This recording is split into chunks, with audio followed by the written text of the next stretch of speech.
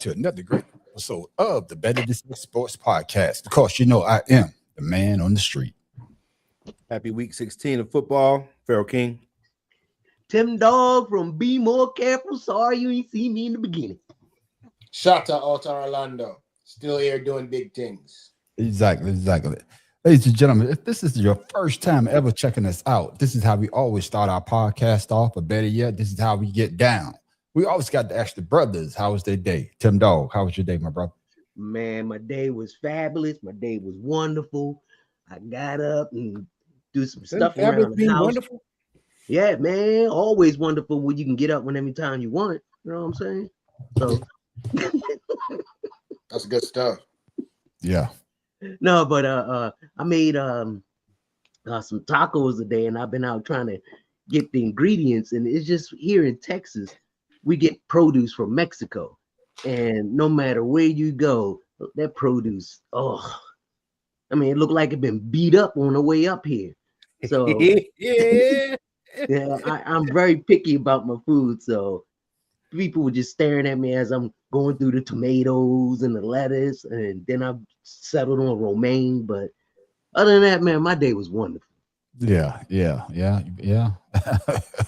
I don't know what to say about that, Tim. Dog. Usually I got something to say, but I'm a man lost for words over that one. My main man, shout out, man. How was your day, my brother?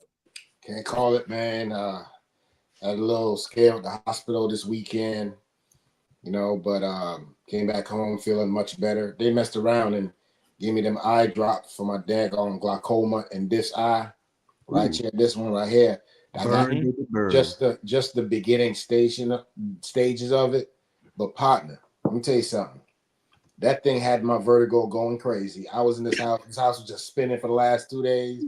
Man, that eye drop messed up my whole entire world. So yes, I am quite happy that I'm not having a stroke or none of that stuff, because that eye drop had me tripping. So thank the Lord Jesus. That joker said he was spinning on his back like a turtle. That's how it was. Man, glaucoma is something glaucoma runs my family. My aunt, she's blind from glaucoma. My mom, my brother, and my son, they have complications where they have to take the drops. And now my wife, she's taking those drops, and everybody say that it burns when they put it in. And I'm like, I'm Jamaican. Once I learned my lesson one time. No, sir. You say that's it, huh? That's it. God gave me 2 eyes. I gotta back up.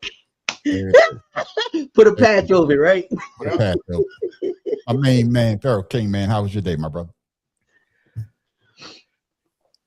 Every day, I'm just happy to wake up. So nervous. It's well, I put it like this: things happen. And God has things for certain people for it to happen so they can realize who you are. Yeah, you know what I mean. And lately, that's what's going on at the job. And I will say this: that I am glad I'm a day closer to getting the hell out of the U.S. government as getting a paycheck.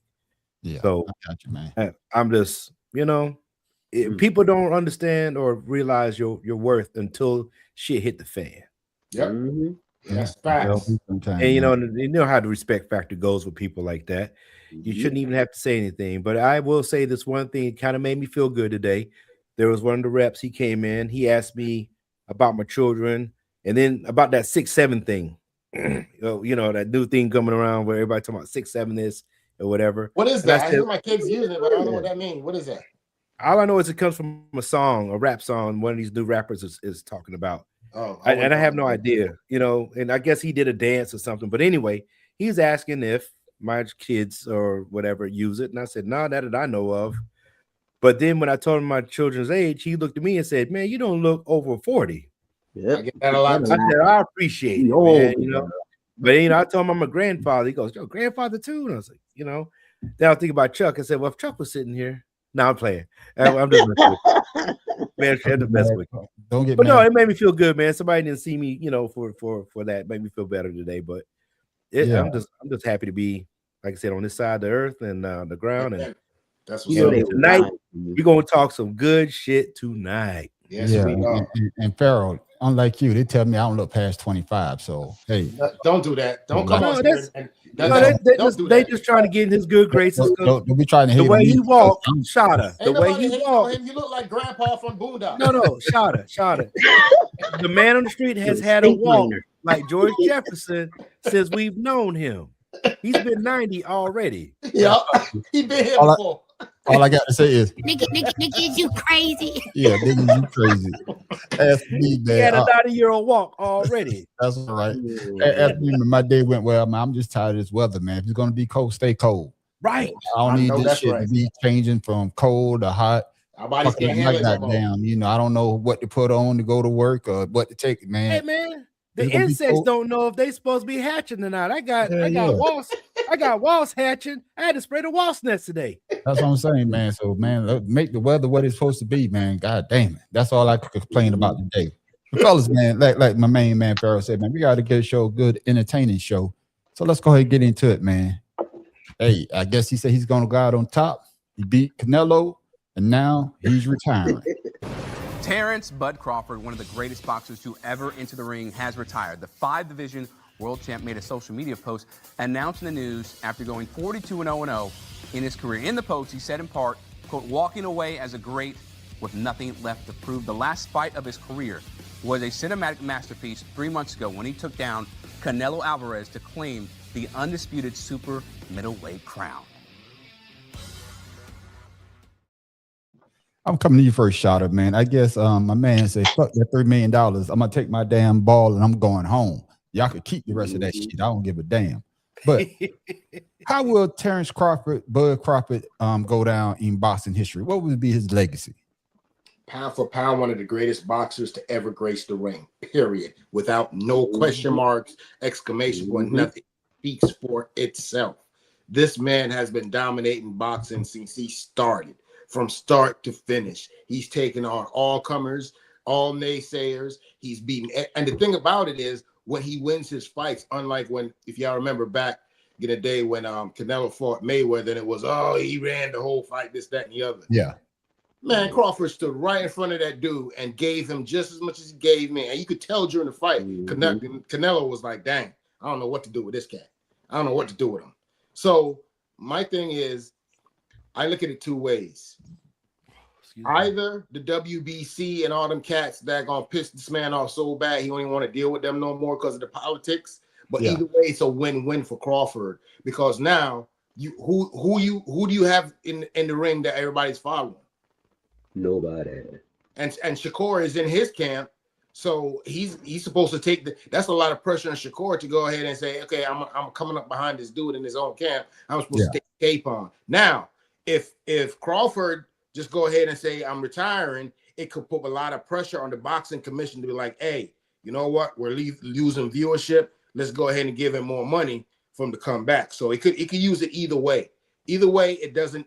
Anything that goes right now forward as far as Crawford is concerned is in his benefit, because now he holds the cards. I got you. Pharaoh, okay, man, what you think, man? What would be Crawford's legacy? You know, if he does stay retired from boxing. We was talking about that at work today. And to go along with Shada says that his legacy is pretty much cemented. I mean, 5 weight classes, you know. Then that incident that just happened that they tried to get him on with the belt, you know, that doesn't even make a difference, you know. Like you said, you can have that green bullshit, you know. So with that being said, yeah, absolutely. I think, like what Charlamagne the God said, the last fight was probably the only fight where we put him as an underdog, just because he's older. Yep. Other than that, he came out showing what old muscle do, you know, like we do with our kids. You know what I mean? So grandpapa's strength. Yeah, he had the you know what I'm saying? So yeah, it definitely. At 38 ain't no damn grandpapa. Well, but still, I just think it's solidified. We already know his legacy is set. He old, yeah. In boxing age, 38 is old at $10. Old, bro. Yeah, that's old. I know. I know. Trust me. Yeah, but what would be his legacy? I mean, you like everybody say, it's cemented. But you know, if you put in all the greats, will he be up there with the greats? Yes. Yeah. Yeah. At 42-0, I mean, I'm gonna tell you now, I never would have been able to go 42-0 because I don't need this shit messed up. So I'm just going off of the fact that everybody that came out and challenged this man to anything he was doing was like, yo, look at this right now. I'm gonna go in this ring, I'm gonna tell you you're gonna lose, and he backs it up. The only boxer that I've ever seen in my generation do that. Go in the ring and say, I'm gonna beat you, and this is what it's gonna be. Tim Dog, if he stays retired, what would be his legacy? Oh shit! Just like Money Mayweather, you know, he going out on top. Y'all kiss my ass. I got my money, and who knows? I'm sure he made enough money, have investments that he's probably going to make more now than he did when he was boxing. Yeah. So the man lives in Omaha. Yeah. The hell is in Nebraska? I don't even. All the thing I know about Omaha is the what's it called, the insurance commercial before they did the Wild Kingdom, whatever. That's all I know. Mutual of Omaha. I would say for me, man, I was watching on TikTok. My man, I think it's Thurman. Thurman got a podcast, a boxing podcast, and he had Bradley on there, and Bradley was talking about he brought Crawford in. He brought Crawford in to spar with him, and nobody really knew him. And he's like, "Oh, this is gonna be another one that I'm gonna be sending back." And he said that when they got in the ring, like you say, Shada, Bradley said he was throwing the punches, and my man was throwing them back at him. Then he said next thing he know, they supposed to go 6 rounds. They had to stop at 4 because he was like, "Damn, I'll stop feeling those punches." So because he thought it was gonna be an easy sparring, but he said that man backed me up. And then he said he called his management team, asked him what was going on with him. And then he said he saw some, and they say nothing really. He said, "Oh man, this guy's a star already." Yep. Then he also said that he saw some deficiencies, and he thought he could use that to his advantage. But he said by the time they get back to spar again, he done changed up. Yeah, he done cleaned it up. Yeah, he done cleaned this shit up. And he was like, "Oh man, this dude, goddamn, he's a quick thinker." And I think that's what it's going to be for me. He's one of those guys that's going to think on their feet because, sometimes when a boxer really get hit, man, they lose all they plans. Like what Tyson say that everybody got a plan till you get hit in the mouth. And I think that's what's going to be his legacy. The fact that, he be able to take it and he could dish it out as well. Oh, yeah. But Shada, I'm going to ask you this, everybody, do you think you're going to stay retired or you think somebody going to give him the money to come out of retirement? I think when it comes to boxing and his talent is so far above everybody else's that if he comes out of retirement, I don't think he's going to go try and fight another weight class. I think he's going to come out of retirement for somebody who's worth fighting, who he feels that could be on his level in the ring, intellectually in the ring. Because I ain't seen nobody use the ring to this day like Bud Crawford. No matter what you put in front of him, he adjusts to it. He's patient. He's going to go ahead and wait for you to make that first mistake. And when he make that first mistake, he doesn't even go in to kill you. He just go to test to see if you got a defense for it. If you don't, you're done. He just plays with you for the rest of the time. He's an absolute ring general, man. And he has no flaws in his game. He has no flaws. Yeah, fair. Same question. Do you think that somebody would be able to entice him to come out of retirement? Or do you think this might be a ploy to show people, hey, you don't miss what's the saying? You miss when it's gone, you stop missing it. Yeah. Hey, give me a chance to miss me. What you have until he's gone. That's right. I don't think he's gonna do a Phillip Rivers. I don't think he's gonna do that. If anything that he does, I believe it'll be like what Mike Tyson and all them doing for gimmicks, the fight Jake Paul type of shit. Exhibitions. I think anything like that, like the Conor McGregor's and stuff like that, it'd just be all exhibition. I'll take a fall for $30 million type of bullshit. So but it still won't tarnish what he's done professionally. So what about you, Tim Dog? You think somebody be able to entice him to come out of retirement if he stays retired? I mean, you never know. I mean, money can make you do a lot even if you don't need it. That's enticing. 50 million, 100 million. Oh yeah, but I kind of agree with Shada. He's a tactician. Yeah. So he get, like he say, pick and chooses. And I mean, to me, he just studying you like the first couple rounds. And then all this noticing his fight. I mean, he just Turns Not only is he there, he's quick as a motherfucker, Yeah. skinny as hell.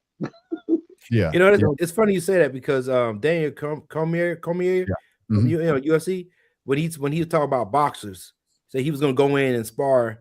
He said, "Man, those guys hit harder than you think they hit." Yeah. So I could only imagine if a boxer who's trained said Bud Crawford hits harder than them, you know, and then this tactician, you know, are very tactical with it. Man, hey, I'm gonna leave that dude alone. Yeah. All I can say is, man, if he stays retired, he got out the game at the right time. He still got all his marbles because, you know, I don't see boxers stick around too long and they start to slur their words. You know, one of my greats, you know, Roy Jones Jr. He don't talk like old Roy. You know what I'm saying? Mike Tyson been crazy, so all of them decided to say it didn't really matter to him. He was crazy. Straighten his up. Yeah, it just But Crawford didn't get hit that much. Think about it. But what I'm saying is, so that's when you're supposed to get out of boxing. You get out of boxing when you're on top. You don't wait around until you know you got a few screws loose, or not screws loose, but you start slurring your words. You know that real CTE. You know, nothing against football, but those boxers, hey, they get hit inside the head every goddamn time. And what is their job? To knock a motherfucker out. And that is exactly what we see from Bud Crawford, man. 42-0-0. God damn. Ooh, what a career, man. Keep doing your goddamn thing. Amazing. What's going on, Juan? Juan's at work. Yeah. They look like you're in a yard with your jumpsuit on. Don't worry about where I'm at. I mean, this damn cold ass garage bringing you this entertainment so you could get your jokes off, Juan. That's what we do. And speaking of somebody that was getting knocked out, oh man, I guess the Miami Dolphins say, hey, we've seen enough, and maybe you may be switching courses. Breaking news out of the NFL, the Dolphins are benching Tua Tagovailoa and turning to Quinn Ewers as their starting quarterback. That's the latest from our NFL insider, Jonathan Jones. Tua is in the midst of the worst season of his professional career, leading the NFL with 15 interceptions through 14 games. And their loss on Monday night to the Steelers eliminated the Fins from the year of the playoff contention and will extend their league-leading postseason win drought to 25 seasons. So it'll be Quinn Ewers who will start this Sunday in a game against the Bengals. A 7th-round pick in this year's draft, he's appeared in just one game this season, threw for 53 yards in relief of Tua and Miami's Week 7 loss. Back over to Cleveland. Coming to you first, Pharaoh, on this one, man. They took Tua out. Do you ever see Tua getting another starting quarterback gig in the NFL, or they're going to be a quarterback battle in Miami next year? It won't be no quarterback battle. People are tired of seeing it. We don't know what's going on with Tua. I mean, you know, when you got Felon 47 telling Tua that you got to get your shit together, ain't much to say after that. You know what I mean? Yeah. But with that being said, I don't see a team. I mean, Gardner Minshew, he's starting. You know, we thought he'd be out of football. I mean, shit. Phillip Rivers came back, you know, after 4.5 years of not, you know, taking a snap. Yeah. You know, everything's possible. I don't see anything where Tua's you know, he's upscaled enough because of all those concussions he's taken. He got the money. Yeah. He should have been gone. You know what I'm saying? I would have took that money and bounced because one more hit, you know, you might be paraplegic. You know, I'm not saying nothing bad about it, you know, to him or whatever, wishing on it. But it's just time for him. Maybe he needs to just get out of football, coach it, or whatever the case is. Go on your little mission the way your family came over here. Yeah, you know. But before only a second team player, so I don't know where the hell they going with him either.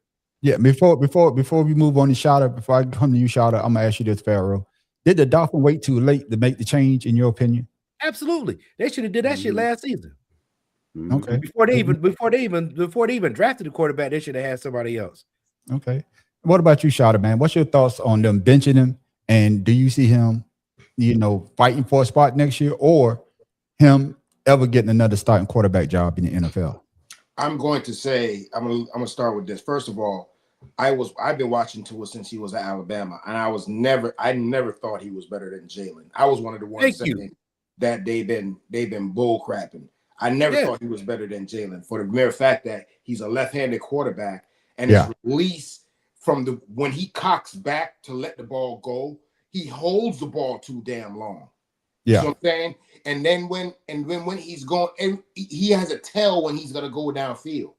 When he's gonna throw the ball deep, he has a tail. He has to cock it back a certain way. So linebackers and defensive ends are known for playing him to that way. That's why, like in Monday night's game, you saw when he scrambled out to the left, he was trying to go, but he couldn't flip his hips.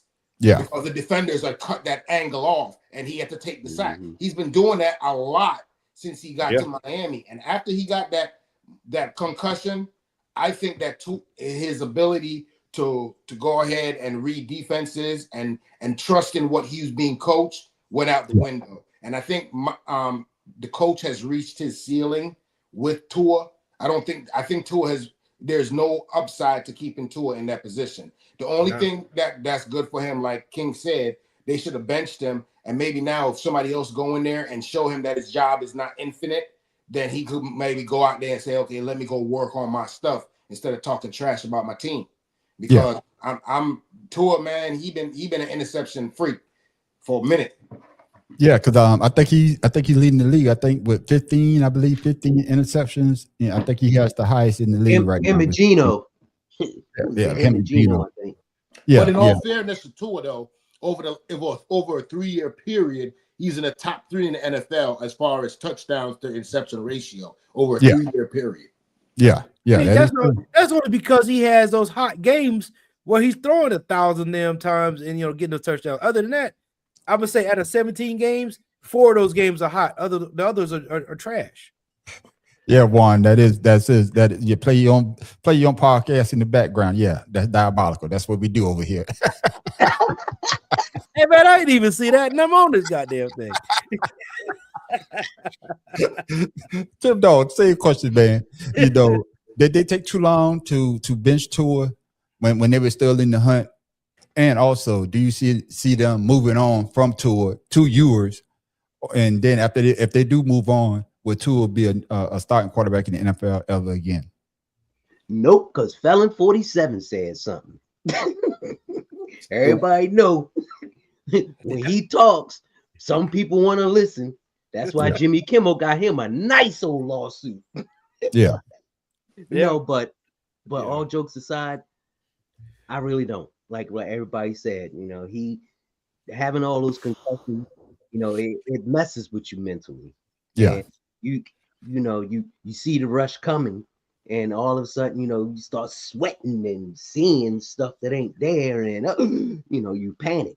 And I don't see another team maybe as a backup, but as a starter, nah, he's done. Yeah, Shot, I'm gonna come to you.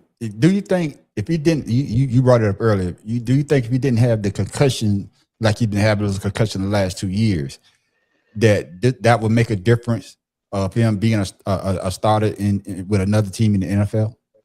I think yes, because concussions affect different people different ways. You got to understand when it comes to concussions, it depends on what you're, just like me. People could look at me and would never think that I've been vitamin D deficient my whole life. I grew up on an island. You know what I'm saying? So stuff affects me different depending on where you were raised. Look at how he plays in cold football games. Dude, look at the division you're in. You can't continue to go through your career and every cold game that dropped below 50, you daggone gonna be out here daggone throwing picks and no touchdowns. Bro, you gotta adjust. And I think right now with Tua, as much as I like him as a person, as a quarterback right now, he has nothing to offer the Dolphins because his reaction time is not the same. Yeah. His reaction is not the same. And then Farrell, did he put what they say? Did he put the cart in front of the horse? Because remember, they had my man. I think he's defensive coordinator for the Vikings, and he said that he was stunting my growth. Flores, he was stunting my growth. Now I got a coach now that believes in me. Well, yeah. Up until now, he did believe in you. Now he benched your ass. So did he put the cart in front of the horse before before having those concussions? No, I would just say I don't know if that's the right analogy there. I would say that the reason why I say that because I'm gonna say the reason why I say that because we talked about it. Florida they sued the Dolphins. They sued the Dolphins, and then of course, his best season was what, not this year, but the year before, I believe. When he had all those concussions. Yeah. When he first got right up until he got the concussion, he was balling out. He was balling out. Then he did that interview, and he said, "Hey, I finally got somebody that believes in me." See that, and that's what I'm saying. Now, now look at yourself. Yeah, but still, even coming out of college, like Shada was saying, he wasn't nothing spectacular. What up? What up? Yeah, you know, he was nothing spectacular. And for somebody like Brian Flores, person of color, to challenge you to do better than what you have, been told you were, was probably his issue. Okay. And now that you got somebody that came from Washington, because yes, Mike McDaniel is from Washington. That's where you got to start. To try to coax you and baby you into thinking that you're better than you are. He was just trying to get the best out of you a different way. Yeah. Now you're not succeeding either. This to me is a slap in the face because I gave you praise and you fucked me. So I'm gonna start this second team all SEC guy over you winning a championship.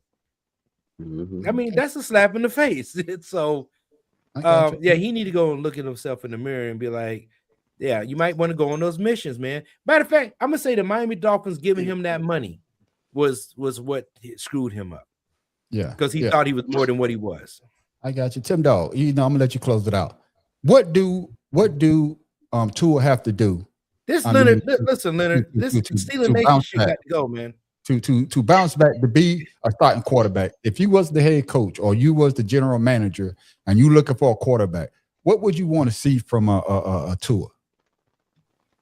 Confidence. To bring him on your team. To bring him on your team. To bring him on my team, confidence. Yeah. And right now he doesn't have it. And like I said once before, the delusion is real.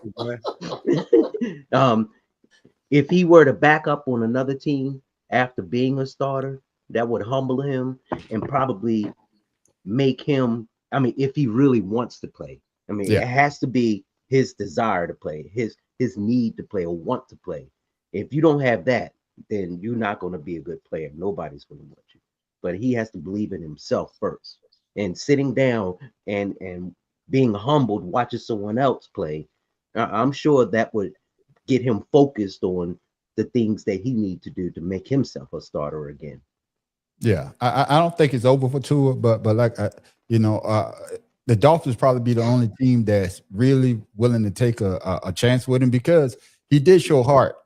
When he dived in head first after having that. How long they kept Ryan Fitzpatrick? It's the same. Yeah, but what I'm saying, he did show heart. After having that first concussion, before he got that second one, diving head first instead of sliding. Like he's supposed to. Well, he didn't learn something. Somebody's going to take a chance. Somebody's going to take a chance with him because he does got a pretty ball, but hey, it's okay. Yeah. Hey, but check it out. I'm just saying for like you say, Tim Dog, his confidence has been shaken right now. And then of course you lost your star receiver that you traded to get, and then the other receivers that you got on there is not really balling. So I'm not gonna put it all on Tua, but we all know the quarterback gets the all the damn blame because the other people ain't doing what they're supposed to do. Well, if you look at Tua's game, Tua's game, he's always had a pretty deep ball. It's his intermediate and touch passes, the daggone little short slants and stuff like that. He misses all the time. The passes that he's supposed to hit, he won't hit them. He can throw the ball downfield all day. Yeah, Jameis Winston and him have the same problem. No. Jameis Winston is a people person. Tua is not. Yeah. Jameis gets contracts because he's a good soul. He's a good person. He likes crab legs. It doesn't matter. Somebody wants a like a free meal, left-handed, under 6'5" quarterback. You can and also with Jameis Winston, man, if you hear him, he's very energetic. They already say that he's going to make a good announcement. Yeah, he brings it up every time. Real quick. Do y'all think that Doug Flutie had a better chance than Tua? Yes. Yeah. Hell yeah. Until he got hurt. Yeah. Because Doug Flutie was right-handed for one. Even though he was undersized, he's right-handed, and he actually proved himself a little more. Only thing Doug Flutie's known for is that damn Hail Mary, wanting him to goddamn. It doesn't matter. Yeah, no, when he was It with the doesn't matter. The Patriots reason I before he said- got hurt. Hey, No. once you white, you know you all right. Come on, man, on the No. street. I'm goddamn. Hey, you know, Damn Flutie flakes. Hell no. I take but- 2 and concussion and all. Plus Tua, no, because Flutie also won cups in Canada. Tua got hasn't you. won anything. Yeah, and the Hey, field is but also you know what? the field is also twice as goddamn big. Shit, I could throw in that damn field. Hey, Okay, but it is. So check that means this out. Tua is not the man then. If we got to send Tua, I'm gonna send his ass to Canada. Then let him go win some break. Go ahead, Tim Dog. I need to cut you off. No, you good. But another thing is Tua's draft classes as far as Yeah. quarterbacks: Joe Burrow, Justin Herbert, Jordan Love. Yeah, And I'm sure he probably hearing the comparison too. yeah, Of all the quarterbacks that was drafted in his class. So you got the inconsistency with throwing Yeah. the ball, not Yeah. reading defenses, and then you got the concussions and all the pressure And of him trying undersized. to Yeah. and underside. But what's his name? Russell Wilson, he had the same problem too.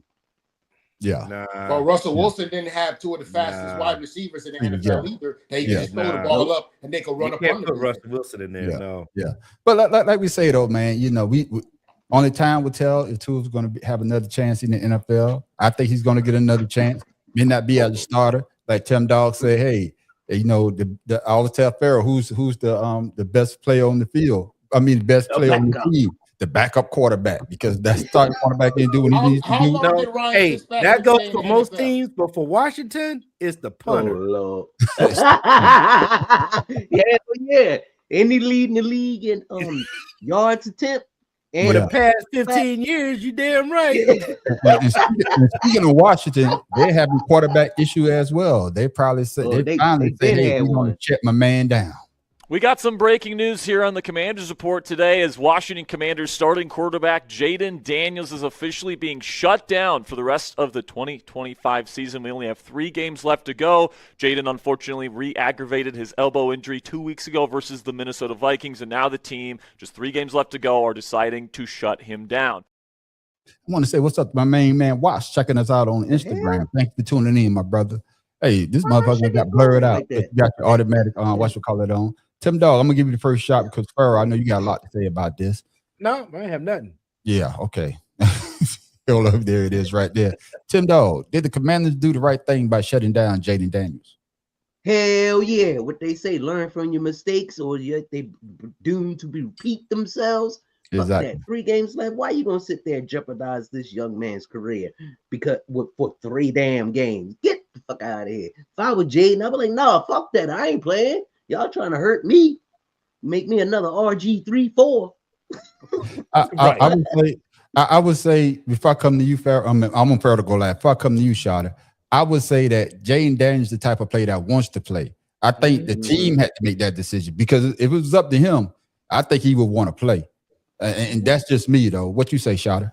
Any athlete, any competitor is going to want to play. Oh, It's just that just like that saying goes. Sometimes the coaches and the coaching staff got to protect the players from themselves. Yeah. And the bottom line still remains is it's not like they have any chance to make the playoffs. There's not like any chance that they're going to Hey, and calm make. down with that shit. well, they not.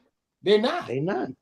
There's no way to I'm go a make the realist, playoffs. too. So why put him out there and risk somebody that you picked to be your daggone franchise, hopefully quarterback, and he gets his first injury and in his sophomore year, and you stick him out there to try and stick it out for the year? Nah, that's what you got backups on Kenny Pickett and all them kind of cats for. You stick them out there. Longevity. Yeah, you keep your man that your bread and butter was with, and that was the smartest move. That's the same shit that should have happened to RG3. He should have been shut down and sat on the sideline, but we know that's a different story. Same team, different names, but it is what it is. Yeah, it is what it is. And Farrell, like I say, I know this is your team. I think that they didn't even shouldn't have let him play in that Minnesota game because he re-hurt himself. Shit, yeah, Re-aggravated. Yeah, got that Let's say elbow. re-injured. Let's say re-injured. Re-aggravated. I got one thing. Hey, Farrell, the word is paraplegic, not paraplegic. All right. The hell you talking about? couple segments before, you saying trying to be paraphrased. Nigga, is you crazy? Nigga, is you crazy? You done moved on. This motherfucker, God damn, boy. Yeah, I forgot I said that. It was bothering Right, me. though. Yeah, It is bothering. Negro, please. Negro, please. Damn. I'm sorry. Thanks, Deacons Refresher. I appreciate that. Coming back to you, Pharaoh. You know, like you say before, we done seen this movie with RG3 when trying to play in. I think it was a wild card game that y'all It heard. was against Seattle, Yeah, it's a wild card game. You know, and they shouldn't have put him back on the field. and it was wet and rainy. It was wet and rainy. And I think we even said that he shouldn't even played in the Minnesota game when he re-injured that elbow. On the tackle. Yeah, on the tackle. So did they do the right thing by shutting down Jaden Daniels, Pharaoh? Absolutely, 1,000%. Like I said, I talked with my man at work. You know, we discussed a few things, but hey, it's okay. Like I said, we're you know, the Washington Commanders. They have some. I mean, he got injured last season. You remember? Yeah. He got injured with the you know, not sliding basically like RG3 again. And like you said, competitors want to compete.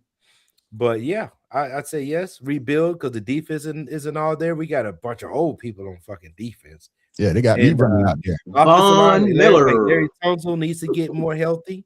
You know, and you know, Von let him Miller sit out the rest of the year too. I think they need to let him sit down because he's still a little injured. I think the Giants. But yeah, that's cool. I'm cool with Mariota, man. Hey, I've never seen a man fumble backwards after making a first down. That shit was amazing. Mariota, whatever you want to call him. Tony Romo did.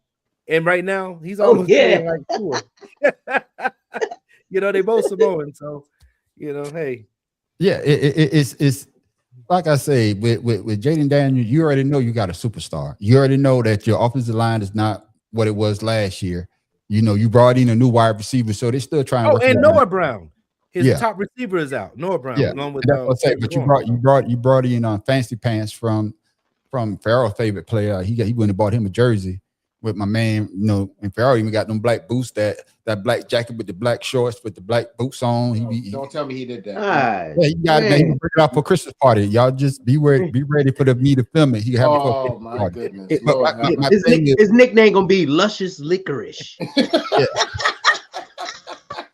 Nigga, is you crazy? Nigga, is you crazy?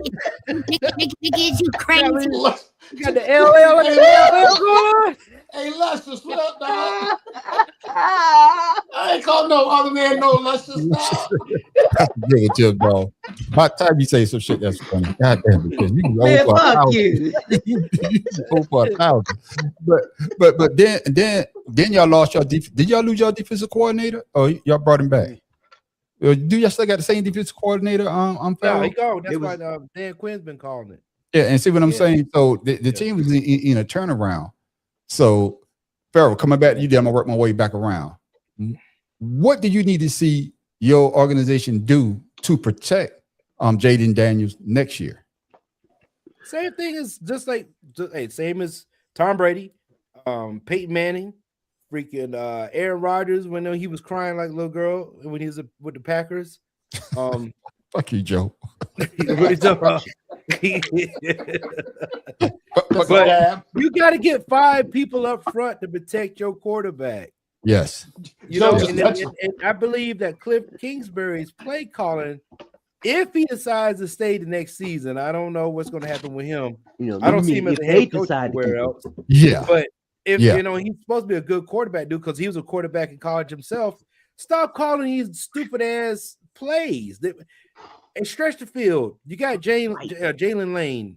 Stretch the field. You got a speedster. Yeah. Man return. You just tied a punt return. You know, put the man out there and let him use his wheels like he's supposed to. Yeah. You know, and stretch the field and whatever, and use those tight ends because we don't have Zach Ertz no more. Yeah. Because he's going to be too old to really recover in one season. And Julie don't have him to retire too. Well, regardless of that, but still. The timing of his injury and what they need to do and rebuild for next season, I don't think Zach Ertz is going to be part of that rebuild. You know what I'm saying? I don't know what Bobby Wagner is going to be doing. He's gone too. You know, he's lost it. Good leader, great leader. Yeah. You know, they need speed in the middle. They need some more. They need somebody like him. They had an opportunity to get Myles Garrett to help out. Yeah, they let that shit, that ship sail. Yeah, I don't now know look at Myles Garrett upset that he took the money. You know what I mean? Yeah, I don't know what to do with him. Right. So once again, a rebuilding year. Philly's supposed to be able to clinch this weekend, which I probably see them doing because Mariota's going to throw to the fucking to the Pigeons. He has no choice. He likes those birds. Every time he plays them, he throws to it. Why you gotta be the Pigeons, dog? They're the champions. No, dog. they the Doves. Because they're in Philadelphia and they have pigeons. You cannot Everywhere. disrespect them that way.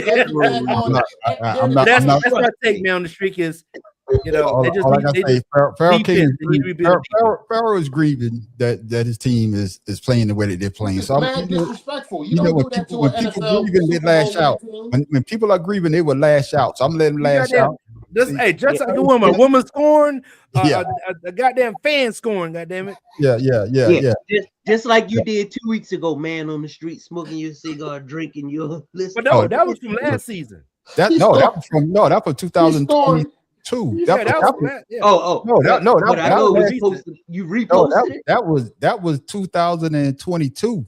That's what I say. Why you bringing up old shit? That was wild. I don't know how that even came up. Okay, it came up on my timeline, and I thought you posted it. Yeah, I thought you said it to me. So basically, what he's saying is you need to get rid of them handmade stale colors behind you. It's all good, but Pharaoh, you don't say enough about your team. But I just want to say, what would have been? No, let me flip the script here because I didn't send y'all this. What are your thoughts on the Cleveland Browns? I know we tired of talking about the Cleveland Browns having to change the play call sheet that Shador had, basically saying it was the wrong play call sheet. Shada, what's your thoughts on that? First of all, those of us that play football actually understand what goes on with those play calling sheets. My thing is, Shador was named your quarterback to the end of the year, middle of last week, before the game on Sunday. So my thing is, why would you have a play call sheet for another player mixed in there with Shador's and he's your starter? That's the first thing. Because the manager on our football team made sure that a play call sheet was with the right people before we even daggone get on the field. That's number one. Number two, the coach didn't notice this during the game. Where were you at during practice?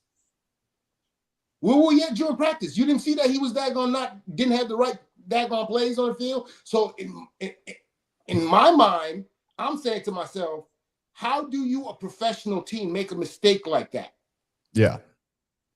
That's your starting quarterback that you're trying to go into the game to try and do something, and you set him up for failure by giving him the wrong play calling sheet. So basically, Shador got a guy daggone keep his playbook hidden from his own team.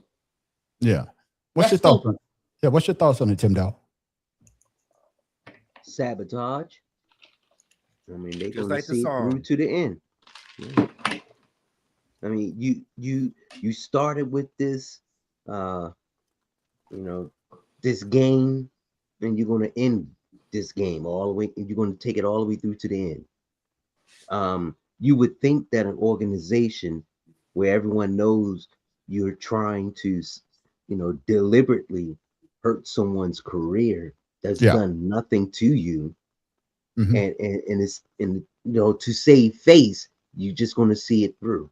Because if you do stop, then people will say, "See, we told you." Yeah, it's just crazy, that. And I hope and I pray to God that Shador gets traded, released. I hope released, so that he can go to a team that will appreciate him and his talent. Yeah, and I know people are tired of talking about Shador, but Pharaoh, man, this right here is just something that it's a fireball offense to me. We all know that they're not going to fire the head coach, but it's just crazy that a thing like this will come out. Better yet, why would you let it come out? Why shit?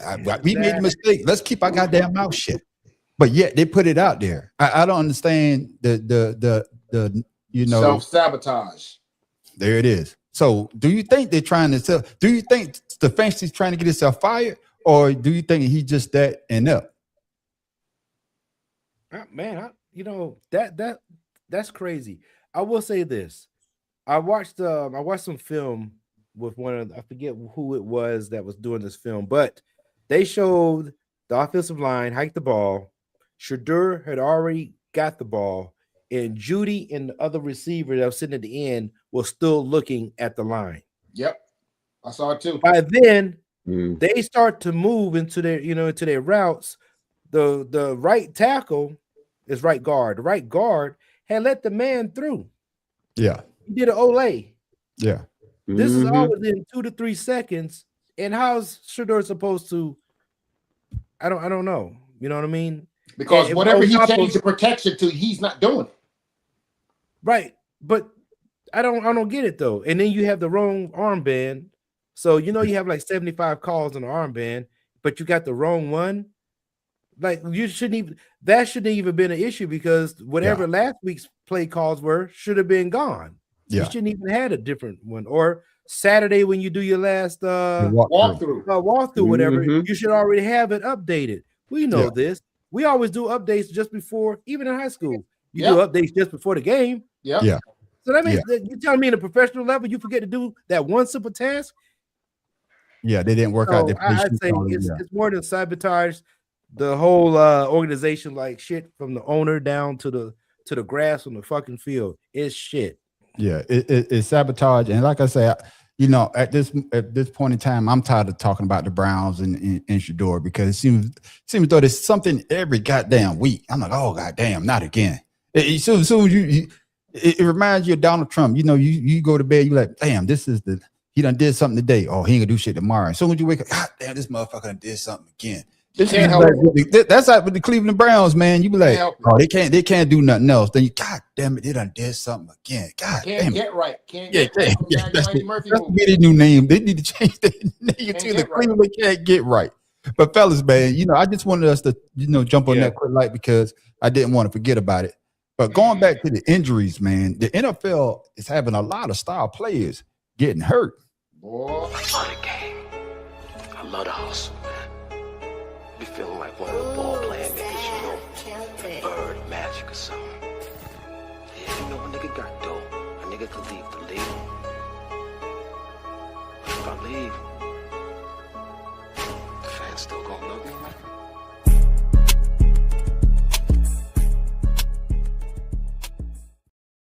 Tim Dog, you saw that list, man. It's a bunch of stars on that list that are actually hurt during the NFL this year. And my question to everybody on the panel is, what are your thoughts on all these star NFL players in the NFL being injured? Tim Dog. To me, I just chalk it up to them being extra aggressive.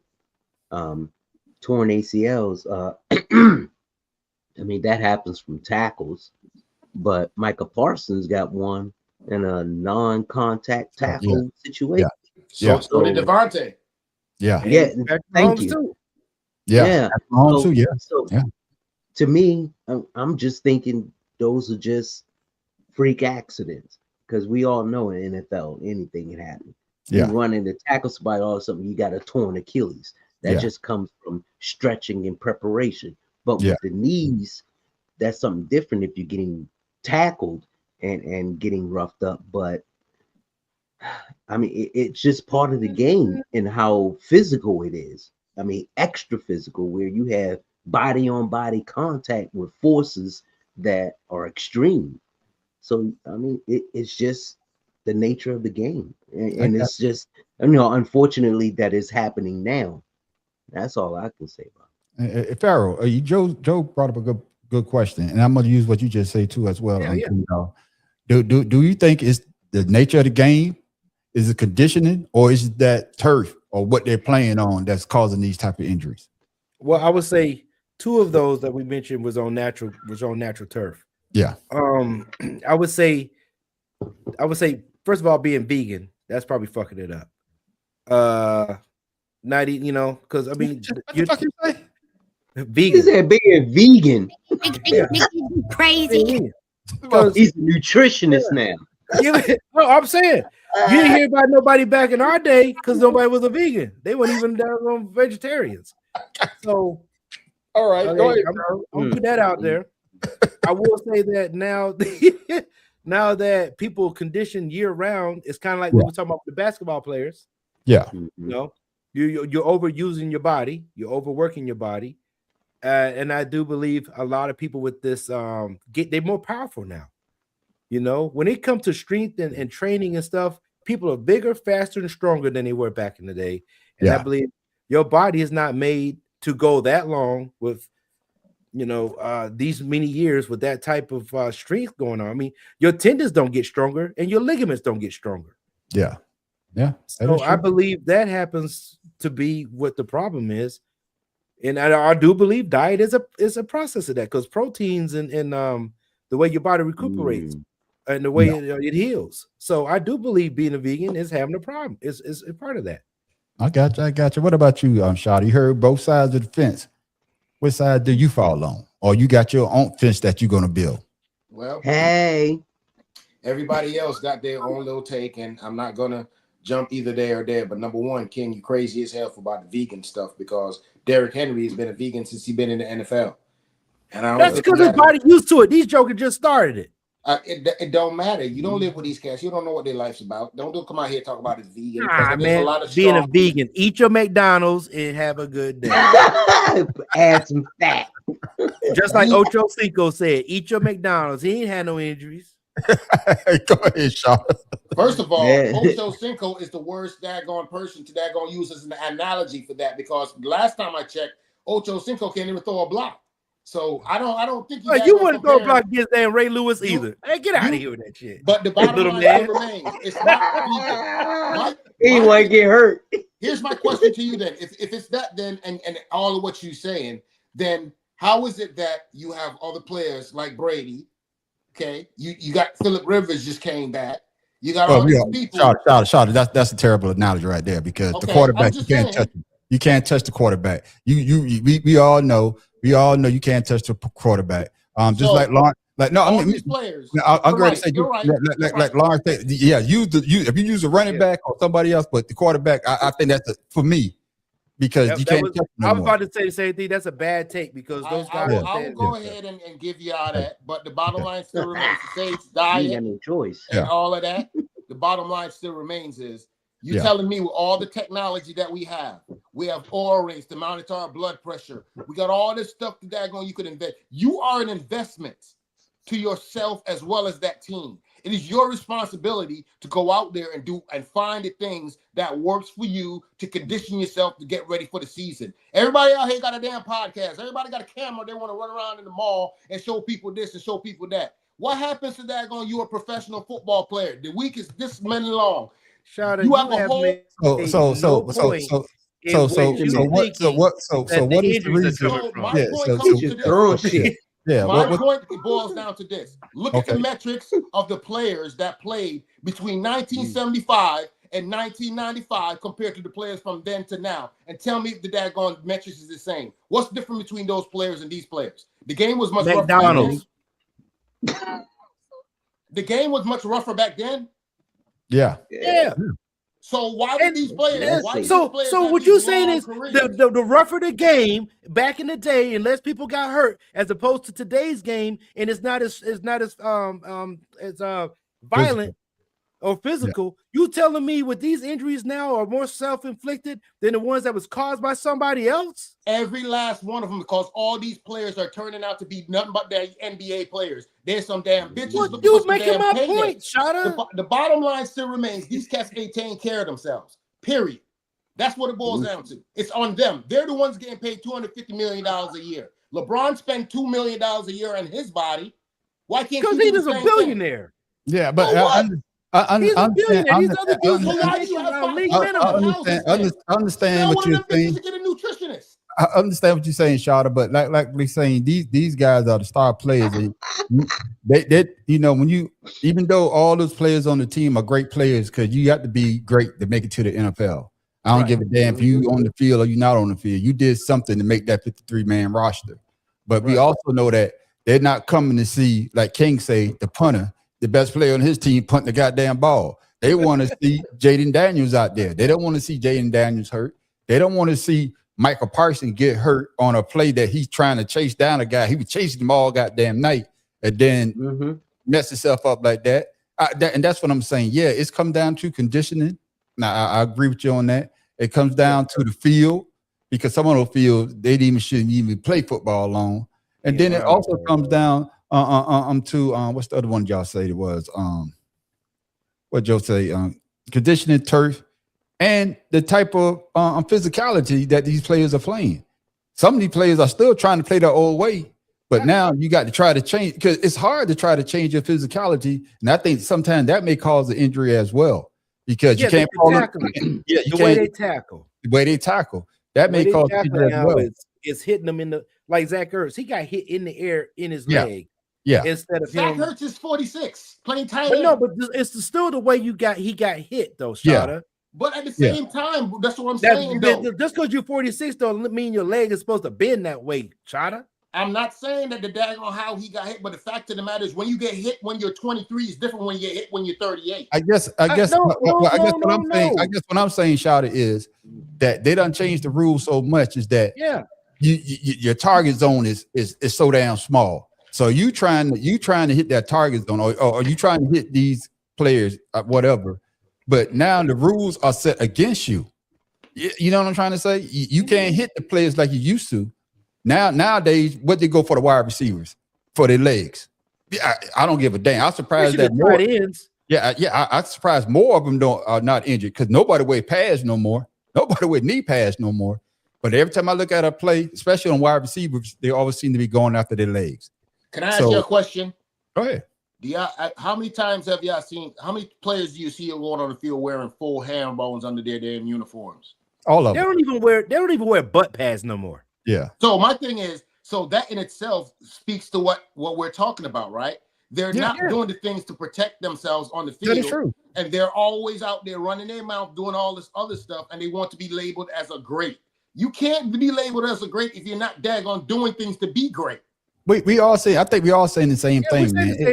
We all saying the same thing. It's just the fact that I hate to see all these great players, especially the ones that people pay to see.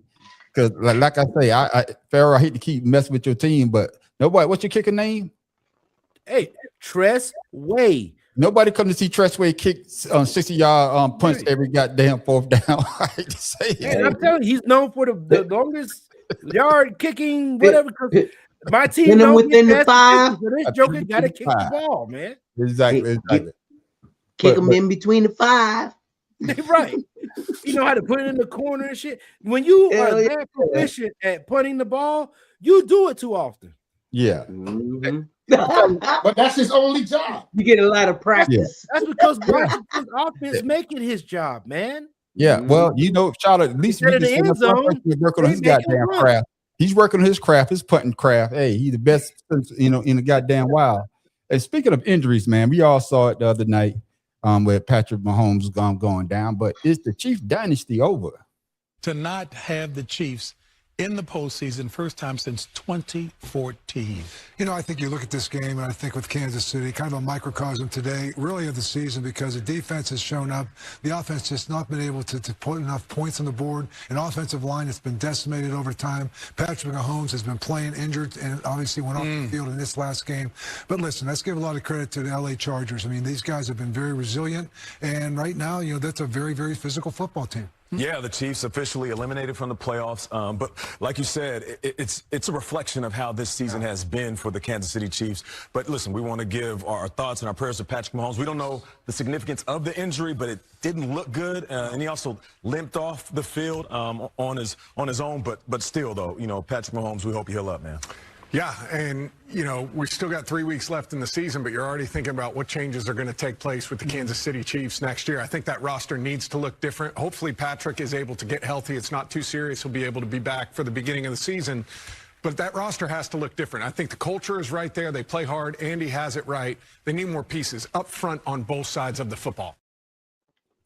Coming to you, Tim Dog, man. You heard what he said, man. Is the Chiefs dynasty over? And do you agree with Matt Ryan that the Chiefs need to make a lot of changes? Because 2014 to now, that's the hell of a goddamn run, making the goddamn playoffs. So Is that dynasty over if they don't make the changes that Matt Ryan was talking about? The dynasty ain't over. I mean, come on now. Every great team has a point or comes to a point where they can't be great anymore because other teams become greater. So this thing about the dynasty is over, man, fuck that shit. The dynasty ain't over. They just had a rough year, and it happens. So what? And let's move on. Dallas in the 90s, Buffalo and Denver in the 80s. Don't say Buffalo. No, Buffalo went to the Super Bowl 4 straight years, and so did Denver. That's why I say that. They consider that a dynasty. But my thing is this. Anyway, Shada, my thing is this. Yeah, they don't say you're dynasty. What goes up must come down. Okay. What goes up must come down. And All changing the roster, yeah, I mean, every team does it. I mean, it ain't no drastic change. They just had a bad year. Let's move on. I got you. What about you, Farrell? Is the dynasty over? Or like Matt Ryan and Tim Dahl say, hey, they just had a bad year and they just need to retool for next year. Your thoughts? I would say that year 9, Tom Brady went out and they came back rebuilt, and we talked about it for another 10 years. This can happen with them as well. I believe around the same amount of time too, throughout in that year when he got his knee taken out. So yeah, that dynasty's not over. Rough year. Just like what we say with any team that have 7 straight championship games. Yeah. You know, won 5. I mean, won 3 out of 5 Super Bowls. 3 out of 5. Bro, that's a hell of a resume. Your first 9 years in the league. So yeah, plenty of time. Patrick Mahomes he's not done. They're gonna ramp up again in another year. They'll be back.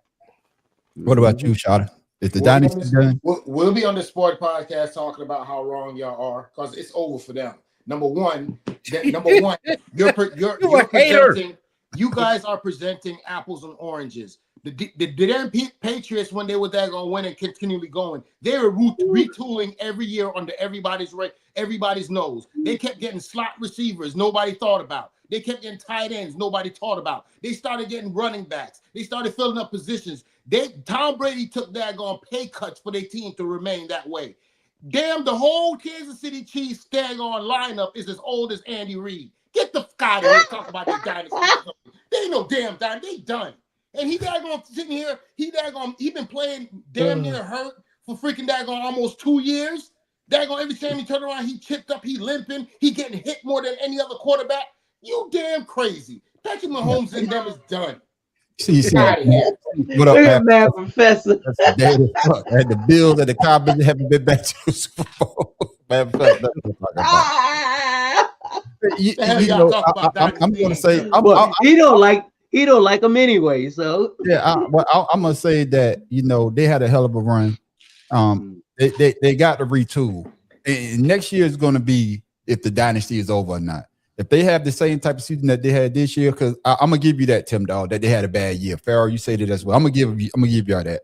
But next year, if Andy Reid doesn't retool, especially their receiving core, because when Tyreek left, they still had a good receiving core, but lately their receiving core was you know what I'm saying? They don't have that. No, lately, did you say lately? Nobody's catching the ball.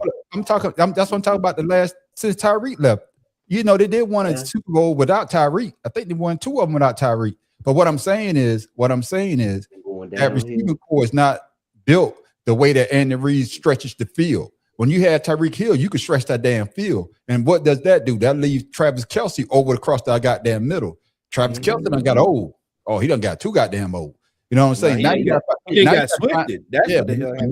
find that. Now you got to find that tight end to fill that space. And a tight end like Travis Kelce doesn't come along every so often. So that's what I'm saying. I think if Andy Reid could retool that offense, especially that defense was giving up the damn draws. And I blame Trump too, because ever since my man Chris Jones wanted to shake his hand at the Super Bowl, ain't been the same. Same thing. I'll talk about my team later. About Trump. But the same damn thing. Ever since then, shit went downhill. But I'm just saying that I'm going to give them this year, injuries, everybody have a down year, but next year, that's right, Joe. Retool, then it's over. So my thing is, what on this roster? What up, Fame? What on the Kansas City Chiefs roster, along with Andy Reid right now, makes y'all think that they're going to be able to pick up players enough to retool to be? No, we just talking about getting new players, Sean. That's what we're talking about, getting new players. I'm not talking about. We're not talking about the same team. We talking about just like what you said. You talk about getting new players, right? Are we forgetting the fact that they just recently signed contracts? They just recently did. Look, you talk about receivers. The deal is this, are chipped up every time they get touched. But the deal is this, shot. It's for me. The deal is this, shot. That's where you got the good general manager. The general manager know how to work those deals. The general manager know how to put those trade packages in. Wait. I'm gonna say this. Just like Tampa Bay got Baker Mayfield, that's what's gonna happen. Yeah. No, that's a completely different thing. That was stupid as hell, and you know it. Don't even get me started on that. I'm just saying for a fact that you got those good GMs that go out there and they make those trades to make your team better. And that's what the Kansas City Chiefs have to do. The Kansas City Chiefs kept some players too long. I hate to say they kept some players too long. I'm just looking at their roster, man on the street. The roster that they have right now. The Kansas City Chiefs do not have the capital to retool like that for 1 year. But listen to what I'm saying, Shada. But that's why, Shada, you missing my point. That's why you got a GM. The GM got to find a way to move those players to get that young talent. That's what the GM is there for. You got to make that cut. Can we make that cut to get you this player? If you think about it, every 32 teams always think we just one player away. And Kansas City Chiefs may have that one player that we may need, and they may need this play that we have on our team.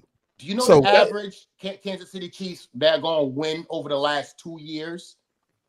1-score games they've had. You know what I mean? They lead the NFL in 1-score games where by the skin of their teeth over the last 2-3 years. They've been flirting with this for 2-3 years. Yeah. Shada, the Patriots did that for 20 years, Shada. Yeah. The Patriots retooled every single year. They always plug and play.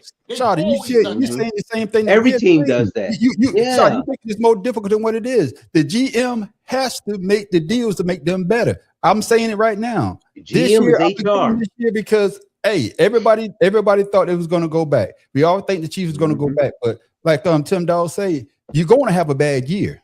Now next year will be the true tale if they are retooling or you're going to get the same thing. Once Mahomes gets back, we shall see. We shall see. And that's what I'm saying about Washington. The GM came in and made some changes. Last year was a fluke. I'll take that, because it's been 32 years. But this year, those pieces didn't work out, and they sent some players some other places that I think they should have kept so they can gel on that defense. Yeah. But once again, Washington is in a position now where their defense is causing the issues of them losing. Yeah, so, and I'm gonna use that same dynamic when I talk about my Eagles. We should have kept the band together. Oh, we thought we could ship players off. We let Slade go. We didn't let my man go to the I think he's playing for the Bears right now. 2 cornerbacks. We let them go. We let Williams go to I think he went to Arizona. We let key players that was we let Allen go. We let Allen go to the team that beat us. That beat Washington. That's what I'm saying. When you let those players go, but then you also run the risk of keeping those players around too damn long instead of trying to retool. But we will see. We will see. Fellas, did anybody else knew that they did the Heisman on Saturday? Yes. Yeah. I didn't know. I didn't watch it, but yes. I didn't know, but here's your where is it at? Here's your Heisman winner right here. The season that Fernando Mendoza put together was suspenseful, but there was very little suspense to Saturday night's outcome. Fernando Mendoza is the first Heisman winner in Indiana history. Who's your daddy? Mendoza transferred in from Cal, and in his first season at Indiana, led the program to a perfect regular season and a Big Ten championship. Mendoza had multiple Heisman moments, orchestrated a game-winning drive on the road at Penn State to keep the Hoosiers' perfect season alive. Then the Big Ten title game against Ohio State, Mendoza sealed the victory with a 33-yard pass on 3rd down to his roommate, Charlie Becker. Mendoza leading the nation with 33 touchdown passes to just 6 interceptions, also rushed for 6 touchdowns. Mendoza's preseason odds were plus 5,000 to win the Heisman. Entering Saturday, the overwhelming favorite at minus 7,000. Here's a look at the voting results. As you see here, Mendoza earning 643 first-place votes. Vanderbilt quarterback Diego Pavia second, Jeremiah Love third, and Ohio State quarterback Julian Sand finishing fourth. Fernando Mendoza winning the most prestigious individual award in college football. Again, the first Heisman winner in Indiana history. Shot, I'm coming to you first, man. What are your thoughts on Mendoza winning the Heisman? I don't care because I stopped watching the daggone Heisman after they gave it to daggone Caleb Williams. I have no interest in the Heisman voting. It's bullshit. I will never, ever, ever watch the Heisman ever. I don't care. I don't did not like Caleb Williams, boy. Caleb Williams with the Super Bowl. I got to see you at your Super Bowl party. Your Super Bowl. I want to know the hell you going to. Not one top 10 pick was on the stage Saturday night. I agree with you on that. Pharaoh K, man, what do you think about Mendoza winning the Heisman, man? I just knew that he was going to win just because it's an undefeated season. He was in the talk for the whole year, pretty much. Pavia, with him now knowing that he was asking Trump for favors, I'm glad his punk ass came in second, which is the first Pavia. So, yeah. I'm calling him Pavia because I'm black. I don't give a damn. What's your thoughts, man, on Mendoza winning the Heisman? I mean, if Pavia would have kept his mouth quiet, he probably would have gotten maybe some more votes, but because he had better stats, and I'm looking at him. But Mendoza for Indiana, that's a good fit. That's a good look, and I'm happy for him. Yeah, but like I said, I didn't even know they had the Heisman. And speaking of Pavia, this motherfucker had this to say to the goddamn voters of the Heisman. Heisman Trophy runner-up Diego Pavia took to social media Saturday night after finishing second to Indiana's Fernando Mendoza, posting F all the voters on his Instagram story with a thumbs down emoji, but family for life. On Sunday, Pavia apologized for that reaction. How much criticism does Diego Pavia deserve? Go ahead, Pharaoh. Before that, go ahead. He would not be able to start in the NFL team.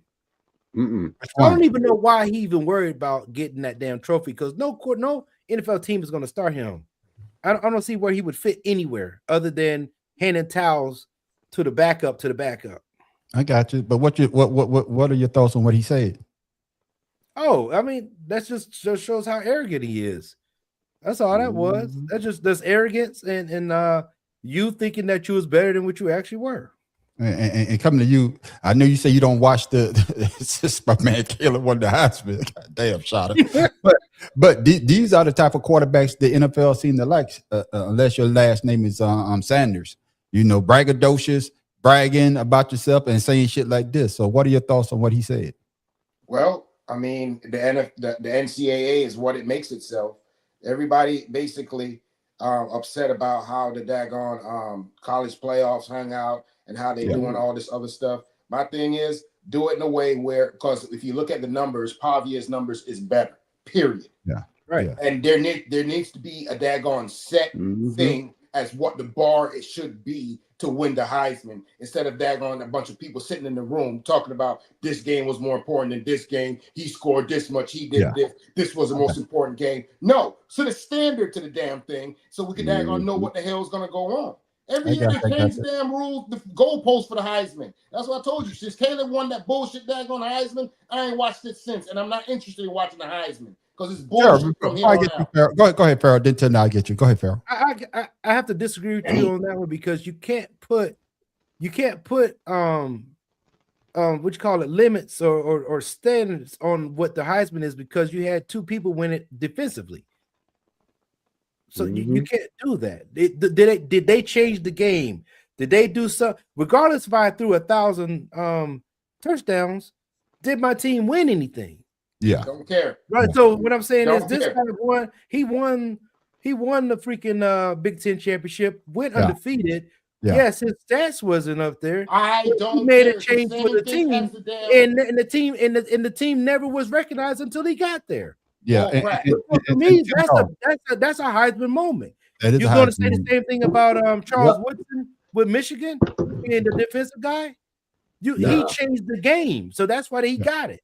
So I don't think you can put whatever the standard is on numbers to say this is what a person does, because you'll never see running backs hardly win it anymore because it's not a running game; it's more of a passing game now. Yeah, I don't give a damn. I don't think you can do that. That's just me. I want to know what I'm being judged by.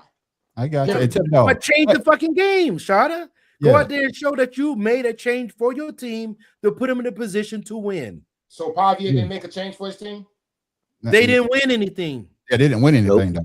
Because somebody on the committee felt they shouldn't have. No, they didn't win the game. Vanderbilt didn't win nothing. They didn't win nothing. No. Yeah, but Tim Dog had a good quarterback who didn't win a game. Yeah, but Tim Dog, let my man Larry say, my man Reese right there say the Heisman QB really never plays up to the NFL. And then he said that it's only a couple of exceptions, Jackson, Burroughs, and Daniels.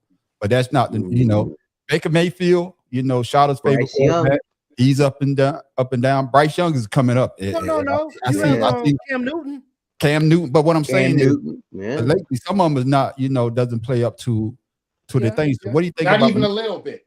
Yeah. So what are your thoughts on what Larry said as well, with some of these quarterbacks not living up to the hype? And like Joe say, I don't see no top 10 quarterbacks for me coming out this year to start in the NFL. That's what I'm saying. If Pavia would have won, he ain't no top 10 quarterback. Yeah. What's your thoughts, Tim Dog? Pavia is another Johnny Manziel. And just like what Joe was saying.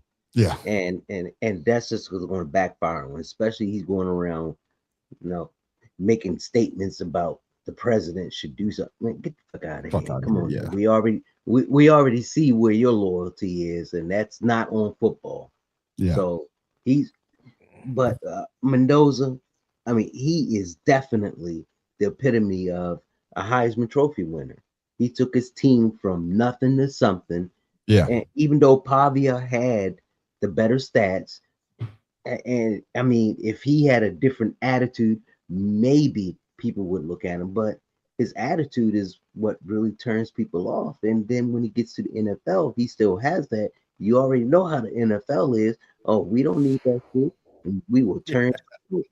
No, it's okay for the white boys to do it. It's not okay for the black boys. Up. No, white boys too. White boys too. I mean, look at Manziel. He learned his lesson, and what is he doing now? Hello, welcome to Walmart. We can find that A26. But like I say that with Pavia, man, I don't think he's gonna make it in the NFL, but you never know. Hopefully, plays. You never know. Look at Aaron Rodgers. Yeah, lost too many games in the SEC. Exactly. You got to win in the SEC if you're gonna win the Heisman. Brother, I got one more topic, man. Shada, your Knicks. Oh man, they finally did it.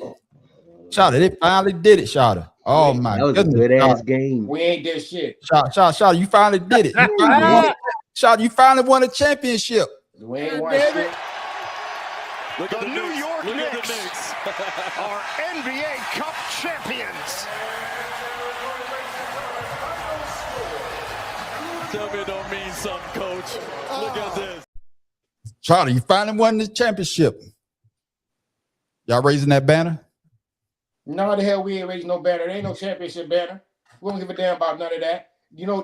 There's not one person in New York right now that's sitting here like, oh, we're the champs of the NBA. This shit just came out 2 years ago. We ain't raising no damn banner. That shit will not fly in New York. Hell no. I got you. Hey, yeah, Reese, man, you're right. Manziel did win when he won the Heisman. He beat some good teams in the SEC when he won the Heisman. So understand, but he wasn't shit. His attitude was put him up in the NFL. He trying to hang out late at night and do the wrong damn thing and thought he could handle it. But Tim Dog, the Knicks finally won something, and Shada said he's not going to raise that banner. Are you ashamed of Shada, man? He need to raise that banner, man, because they may not win that goddamn shit ever again. Yeah, I tell you what, the Emirates NBA Cup. They won the pre-All-Star game. Hey, you know what? No, we cracking up now. But 10 years from now, the Emirates Cup is going to be just as good as the NBA Finals. Well, it could be. I'm not saying that. Never say never. Never say never. I agree on that. Especially, I agree on that. Bench, they want money, and then also the prestige of, hey, we won something. We won Emirates Cup. Yeah, think about it. All-Star game is an individual thing, but the Emirates Cup is a team thing, just like the finals. So everyone on that team gets money. Everyone on that team gets recognition. Whereas When's the last time you heard somebody get excited about All-Star Weekend? I tell you what, it's been a long time, but when was the last time you heard people get excited about the NBA Cup? How about last night? How about what's the understand exactly what you're saying there, Tim Dog. I didn't look at that angle. Yeah, we laughing now, but who's to say 10, 15 years from now, this may mean something. If they keep it going, it just may mean something, Pharaoh. Your In thoughts? 10, 15 years, then they put up the damn banner. Right now, it ain't 10, 15 Lord, years. 10 15 years, you be still saying the same shit. That's shit. But you know, I understand what you're saying, but Pharaoh, what are your thoughts, man? I believe this is a way to keep competition up until playoffs. This is if you because up until the cup has been introduced, the games have just been go out there, get as many points. Some teams had a goal, but there's really no competition. Now you have something to play for. If that, especially the Knicks, because they had to prove what they should have been in the finals last year, type of thing. They did. Injuries at the end in the coach. I will give the NBA this. The game in itself was an excellent game played by the players on both sides. Yeah, it was a tough game, but Yeah. this daggone NBA Cup trap, they need to go ahead and throw it out. I think it keeps the competition up until the holidays. Yeah, I think it forces teams to actually play ball and stop with this load management shit early on in the season. I'll tell you like this. As soon as they're done, they're gonna go on it. I'll tell you like this: if the Sixers have won it, I would have put up a banner in my house because shit, we ain't winning What shit. the hell? Fuck it, I don't give a damn. Hey, Y'all gonna get a banner. Y'all gonna get a banner, all right. Why the fuck we drafting B? We got three NBA championship, but we ain't had one since 1983. Goddamn. I mean, a draft. Dr. J. The Knicks still ain't got one. If this hadn't ruined the All-Star game, this would have been needed. Exactly. I kind of agree with that, but I don't think the All-Star game is something in itself. We're talking about teams just playing for the right to be in the playoffs for the following, for the postseason. And I believe this forces teams, like I said before, this forces teams to actually play games instead of sitting players. If I pay for a ticket, I shouldn't have to worry about a load management day before Christmas. Exactly. You know what I mean? Especially the games that's scheduled for the NBA Cup. Those teams that you have to play, I think it was Wednesdays and Friday nights, or it's just Friday nights. Those games are important. So now all those games, as far as the Emirates Cup, a lot of teams are going to be playing hard for it because they know it counts towards getting that extra money and winning that NBA Cup championship. Yeah. And to me, all that does is like Pharaoh said, not Pharaoh, Mad Professor said, if they didn't have a problem with the All-Star game, they wouldn't do this, but yet they did have a problem, but they reinvented something to get the players to be competitive when it's not a time competitive. Yeah. Right. Like I say though, man, so we go on to let's pick them, more money. Like you say, Shaw, the competition was good. Like I say, I'm taking it all championship. I'm gonna have all. But Branson's hair still look like shit. But I don't give a damn. I'm taking all championship. No. If the Sixers win the cup, hey, I'm having a ring ceremony. If they don't want to raise the banner, I'll raise the goddamn banner in my own house. I'm gonna have a ring ceremony. I'm gonna have every goddamn thing because the Sixers, we can't win shit. It ain't the same. Even a ring around the tub. Yeah, I'm taking it. They're gonna have a ring around the tub. That's y'all drink, like my boy, the street people used to say, God rest his soul. Y'all drink White Claws. We ain't the same. Yeah, they drinking Clorox. Oh yeah, women get $500,000 each player. Ooh, yeah, damn. Okay. Yep. There it is. But yet still they got it. That's just the finance their OnlyFans models that they bring to the game. Hell, that shit. There it is, ladies and gentlemen. Those are our topic for this week. But now, oh my goodness, a lot of people didn't win last week. So Pharaoh, how did we look? Oh Lord. Well, that damn it, Joe was there's a three-way for last place. We had Tim Dog, Shada, and JJ with 9 wins. First place goes to Man on the Street this week, y'all. 13 out of 16. Then Mad Professor 12 out of 16. And then I came up 11 out of 16 only because I was the only one to pick Miami to try to win because I was trying to pull for Tua, which he fucked me. So here it is, ladies and gentlemen. With that being said, so overall, overall. JJ is still number one with 138. Damn. Then Matt Professor at 133. Pharaoh the Man on the Street with 132. Tim Dog 130, and Soy Shada at 130. Somebody behind me now. Oh. Now it's that time for Let's Pick 'em.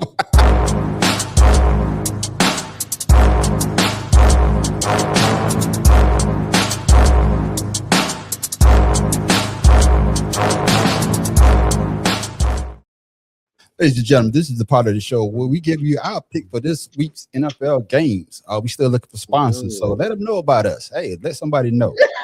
First game up, we got the Rams and the Seahawks. Anybody taking? Anybody going with the Seahawks? Only a point and a half game by the Rams, y'all. Shada, who you got? The Rams. Tim Dog. Rams. Give me that Georgia boy. Yeah. Yeah. Give me the Rams as well, man. I'm going with the Rams. Yeah. Yeah, I'm going with the Rams. So we all taking the Rams. Joe taking the Rams. Go with the Rams too. Got you, Rams. Man, Professor, who you got? You see what he say about you? Say what? In the cold, you pick Miami. hey, man.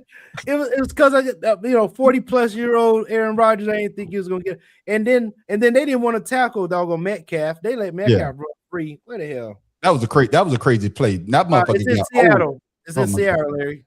Yeah, it's in Seattle. Next up, fellas, we got the Eagles and the Commanders. Oh, we playing in Washington. Man. I'm taking the Eagles on that one, man. Game is Saturday.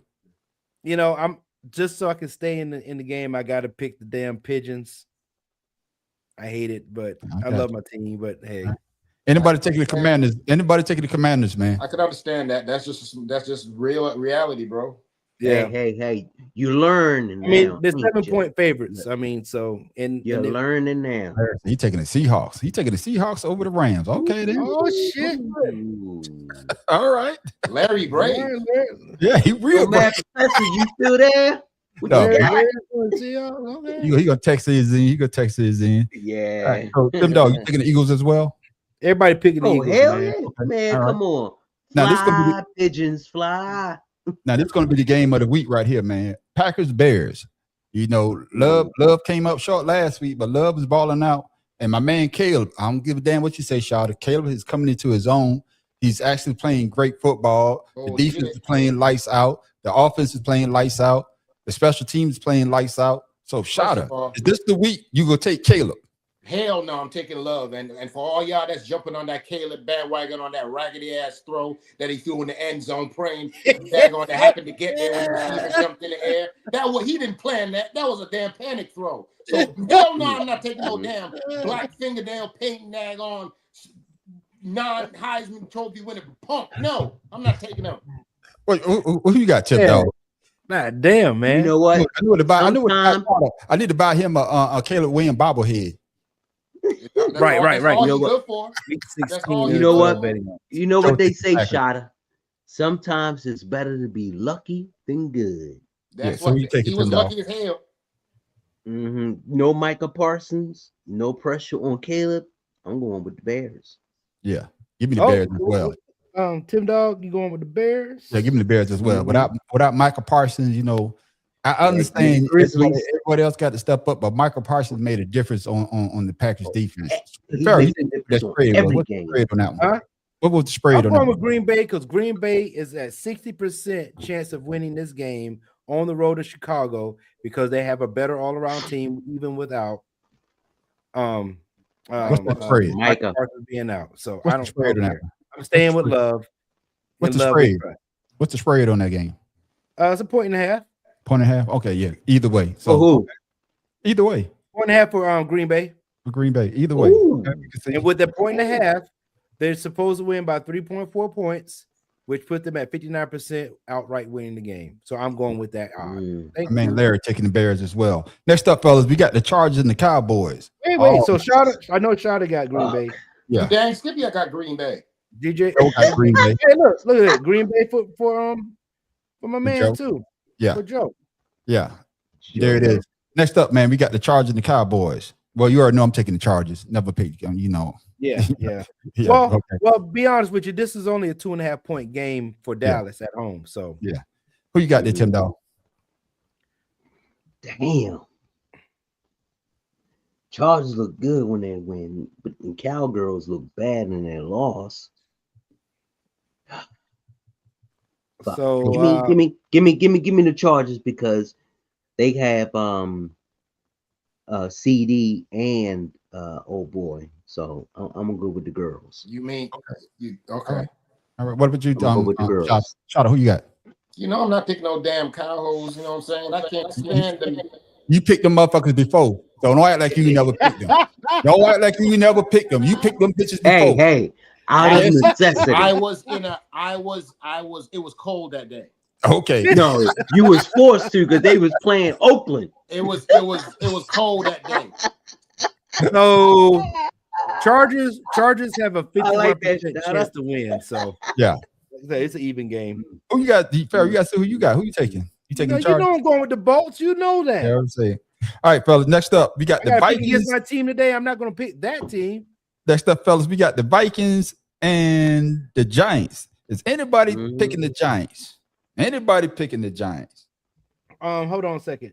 So y'all know there's still a 3-point favorite for Minnesota. So if they play the way they did, if they play Dallas, you know, New York the way they play Dallas. There is nothing you can do to make anybody question their picks on this one. Move on. Okay. Hold on, man. So y'all picking the Vikings? Everybody picking the Vikings? Everybody's picking the Vikings, man. My damn schedule went out on me. There it is. I'm back. Yeah, there it is. All right, fellas. Next up, the who gives a damn game. We got the Bengals and the Dolphins. One team bringing back his quarterback, trying to get back in his rhythm. The other one benched their quarterback, bringing in Ewers. Anybody going to go with Ewers this week with the Dolphins? Anybody picking the Dolphins? Wasn't he the quarterback for the Texas Longhorns? That's correct. Yes. Hell no. Well, he was in Oklahoma before he went to. Doesn't matter. It's the same track. Same person. Wait. What game we on? We on the Bengals. We on Dolphins and the Dolphins. Bengals and the Dolphins. Dolphins and the Dolphins. Man, they put this damn thing in the primetime game. Was it the primetime game? No, they got it at 1 o'clock. It's at 12. Yeah, at 1 o'clock. They have this in the primetime squad. No, that's at 1 o'clock. So Cincinnati's 5.5 point favorites, y'all. Yeah, I think we all gonna roll with the Bengals. Anybody taking a shot with the Dolphins? No. Matter of fact, the Bengals could start their backup quarterback for this week. Except for my brother-in-law, he always gonna go with the Dolphins. No, Burrow starting. So yeah, no, but they could beat. Hold on, Joe. Hold on. Joe said Vikings and then Bengals. I'm like, man. All right, so we all going with the Bengals in that one. Shada, your boys coming up. Panthers and the Buccaneers both coming off awful losses that I didn't see lose. Both of them coming off awful losses, and they're trying to win this. Which one of these two going to win the NFC South? One of them got to win it. Right. You know what I'm saying? But what's that spread there, Farrell? Who are we going with again? The Buccaneers and the Bucks. Yeah, hold on, I'm trying to catch up. So it's 3-point Tampa Bay. Okay. On the road. Yeah. I'm going with the Bucks. I'm going Carolina. All right. What about you, Tim Dog? No, I'm gonna go with Carolina too. Bryce Young, he's coming on his own right now. Yeah, give me the Panthers as well, man. Panthers. Shawty, you say you going with your home team? You damn skippy I am. Yeah, and Joe going with the Panthers as well. All right, Joe with Panthers. Damn. Larry must have fell off because he didn't say it about the other teams. He ain't said nothing yet. He got me all confused. That's what I'm trying to catch up. I'm like, wait a minute, he got me writing shit down, but he ain't answering. Oh well. Larry, snooze, you lose. Snooze, you lose. Next up, fellas. Anybody take shit? We got the Jets and the Saints. 4.5 Saints at home. I'm taking the Saints. Yeah, look. There you go. Larry heard us. Look at that. Hold on. Let's get Farrell. Slow down, Larry. Some time. This motherfucker here. Got the whole 16 games going on. Yeah, Shada. Who you taking, Shada? The Saints. All right. What about you, Tim Dog? Give me the brown bags. All right. Farrell, who you taking? Taking the goddamn Jets. Fuck the goddamn Saints. Yeah, I'm taking the Jets, Jets. That's who I'm taking. I'm gonna take no damn Charlie Kirk supporting ass fucking franchise. Yeah. Next. We'll take the Saints as well. Oh, did you get all Larry's picks in? Larry got all types of shit. Larry got Vikings, Dolphins, Bucks, Jets. Hey, we start from the beginning with Larry. Yeah, he took the Jets. Hold on, Dolphins. He got the Dolphins. What the hell's wrong with Larry? Yeah, he got Dolphins. Hold on, let me just write his shit down while we here. Who the hell are the Bucks? Larry's He on got that old NBA Curly and Mo games in stuff. there. He got Houston. Yeah, old Curly and Mo stuff. You need to get off Yeah, that Curly and but Mo you know, shout out. I'm glad you talked about that. How did I know Baker Mayfield had great games, but lately he's been reverting back to the old Baker. Didn't I tell you? Am I wrong by saying that? Did I not tell you? Did I not say this when we got? Did I not say this? Yeah, Was this not what I said we was waiting for? Yeah. Okay. Yeah. But you said he is who we say he is. Dance all day. And we let him off the hook. Yeah. I got you. Now y'all understand. That man picked Tennessee. Oh, man. What is he smoking? What he drinking? That's what he drinking. No, it ain't that. Next up, fellas, we got the Bills and the Browns. Anybody taking the Browns? Anybody rolling with Shador this week? It'd be crazy if he won that game too. Yeah, it would be crazy, but I'm not taking it this week. Okay, I'm done with Larry. All right. So we on to the Bills and the Browns. Okay, Bills and the Browns. Buffalo 10 point on the road. Yeah. So Anybody taking the Browns this week? not when you giving people the wrong goddamn wristbands. That's right. Yeah. Nobody could overcome that. Yeah. Nobody can overcome that. Yeah. As long as you got Jerry Jeudy as a receiver, you can kiss my ass. Yeah. He's a Joe lazy taking the receiver, Bills. I think we all taking the Bills. I'm not gonna speak for everybody. I think we all taking got the Bills. All right then. What is that? The Next Chiefs up, Titans and the Chiefs. Yeah, Gardner Minshew. Chiefs back up. Shit. Shit. I'm going with the Chiefs, man. Oh, I'm going with Kansas City all I'm going day. with Kansas City. Yeah, I'm going with Kansas City. I'm going Titans ain't putting nothing up for me, man. I'm gonna go with the Titans. Tennessee's team, man. Okay. I'm gonna go with the Titans. I got you. All right, go. What you got, Tim Dawg? Damn. What JJ That's got? hard. Give me Tennessee. Give me Tennessee. He haven't said it yet. Okay. Tennessee. All right, it'll come through. Next up, fellas, Broncos and Jaguars. Y'all already know I'm taking the Jaguars, so you ain't have to worry about I that. got Jacksonville. on the road. It's a 3-point game. Yeah, Matter of fact, hold on a second, ain't gonna guys. get my Hold on. shit. Ass face, Hold on. fuck ass face. Pussy, ass mouth, motherfucker. Yeah. I'm gonna go with the Broncos. Ass mouth. What the That hell? motherfucker Don't he look ass. like a buck? Don't he look like an anus when he scrunches Next thing, lips when together? you next time you look at him, man, his mouth all like this. Motherfucker always fucking up and shit. Fucking So Broncos have a 58% chance to win the game. yeah. I'm still, I'm going with the I like Broncos. the Broncos. I like the Broncos, but fuck that damn head coach. You'll never get my What you got, goddamn. Tim? What you got, Tim? Give me the Jags. You want Jags Right. too? Yeah, because he's been doing good. Yeah, I like they their did. defense. I like their defense Mhm. over No, I like their offense. Larry, I would agree with you, man, but they got something to prove. They do want to try to get a winning record. They got too much pride to have a losing record for the year. Shawty, what you got, Shawty? Come on, Broncos. man. You going with the Broncos? You know I like them Wild Mustangs. There it is. Falcons and the Cardinals. fellas. Oh man, this is a tough game. No, it's 2.5. No, I'm Atlanta's talking 2.5 on the road. about it's a flip game because shit. With who? I'm going with I'm Atlanta, going man. Falcons though. Give me the Falcons on this one. I'm going with Falcons and Atlanta. who? Falcons and the Cardinals. Cardinals ain't no tough bird. Let's go. Yeah. God damn, Farrell. Jacoby Brissett still playing? Yeah. That's why we don't know about the team. We don't know what's going on. Yeah. And Marvin Harrison Jr. isn't doing what he's supposed to do. So Yeah, I'm gonna go with the Falcons. Yeah. Joe got the Falcons on the road. What about you, Tim Dawg? Damn. Jacoby might surprise y'all. Kirk- This might be the Yeah. daggone game of the week. The No, goal of the week. Kirk Cousins is their quarterback. So Yeah, he likes to throw turnovers. No, Kirk Cousins Yeah, played good but- last week.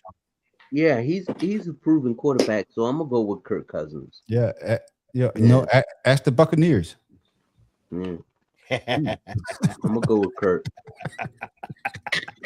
That's a damn shame. Hey, stab, nigga, stab. That ain't no stab. Up next, fellas, we got the Titans and the Raiders. That was like, y'all taking the Texans on this one, right? We all rolling with the Texans? All day, not man. only It's yeah, but 14 hell yeah. It's 15-point favorites on this game. There it is, ladies and gentlemen. Now, this might be coming down to the game of the week. Here we go. Steelers, Lions. Oh, Shotta, who you got? I'm going with the Lions. There's no way they're going to let that loss last week. I am with you on that. All right. Tim Dog, who you taking? You on that? Oh, this is a hard ass game, but give me Detroit. So Pittsburgh is 7-point favorites on the road in Detroit. Okay. I don't even know who put that shit together, but Give me the Steelers. No, give me the Lions as well, man. That 40-year-old about to show up some shit. Larry, you gonna be he crying? showed up last game. Yeah, and he not 2 games in a row. I can't see him doing it. Jahmyr So give me Gibbs the is Lions. due. Yeah, he's due. Next up, fellas, we got the Patriots and the goddamn Ravens. The Ravens, I believe it's gonna be between them and the Steelers and they can't lose another game. Baltimore's favorite. Yeah, and the Patriots coming off that hard loss, being up 21 points. I don't even recognize Baltimore's quarterback no more. I don't even know what's going on. Baltimore is 61% out to win it outright. So, it sounds like you're going with the Patriots. You taking the Patriots this week? You damn right I'm going with the you going with the Drake May? Okay, what about you, They Tim ain't Dog? giving Derrick Henry the ball enough. We got Tim Dog. Oh man. Give me my birds. All right. Farrell, who you taking? I'm going with the Ravens this weekend. Yeah. I told you that's another franchise I frown on. And I believe this is a scripted season for New England. So yeah, give me the Ravens as well, man, because they got to win this game. They got to win this game to keep pace with the Steelers because they keep switching back and forth. So they about to be like Edgar Allan Poe, dead. Yeah, could be. You beat Detroit? Nevermore. Yeah. You beat Detroit or Pittsburgh? Mm-hmm. Detroit. And then the last game, fellas, we got the goddamn 49ers and the Colts. Anybody riding with Phillip Rivers this week? Anybody riding with Phillip Rivers? Nah, San Francisco 6-point favorites. Did y'all see how he threw that ball? He threw the ball with his whole upper body. He had to twist his whole upper body to get the ball out.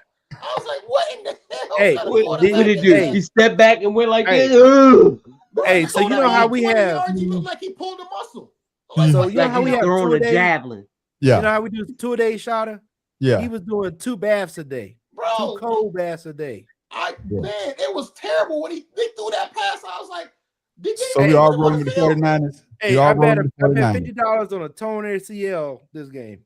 All right, we all rolling with the 49ers. Yes, we all rolling with the 49ers. Yes. Here it is, ladies and gentlemen. He was throwing the ball like he was throwing a javelin. You know how you do a javelin?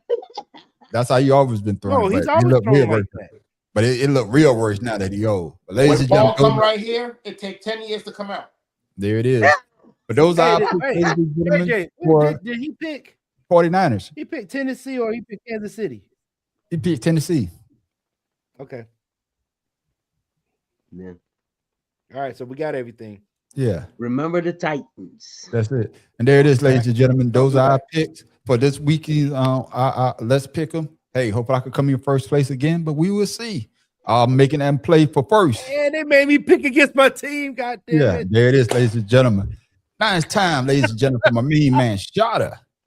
Oh man, he gonna talk about info for you today. Info. He gonna talk about Caleb Williams and how much he loved him the day because he just won the Heisman. He want to talk about Caleb Williams winning the Heisman a couple years ago.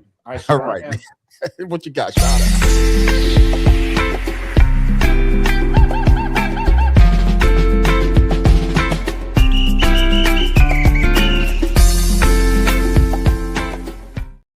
What you got for us this week, my brother? Now, I know when most of us talk about the Chicago Bears, we talk about the Mike Ditkas, the 85, the Singletaries, the Sweetness and all of that.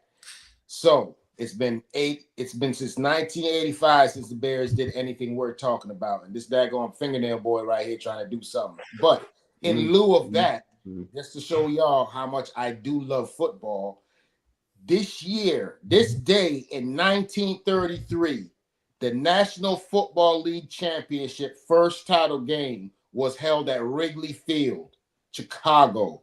The Chicago Bears beat the New York Giants 23-21.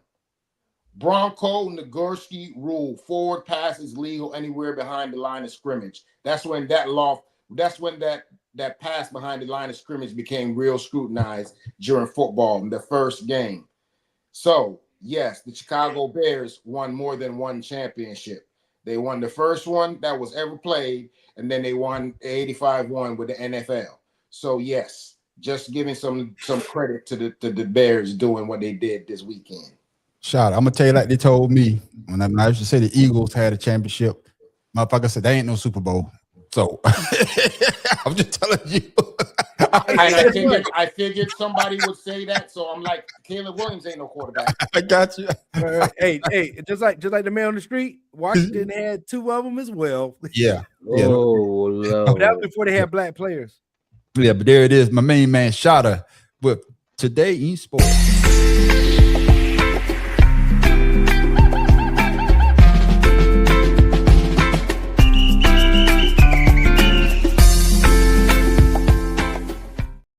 Now, ladies and gentlemen, it's that time. Oh, man.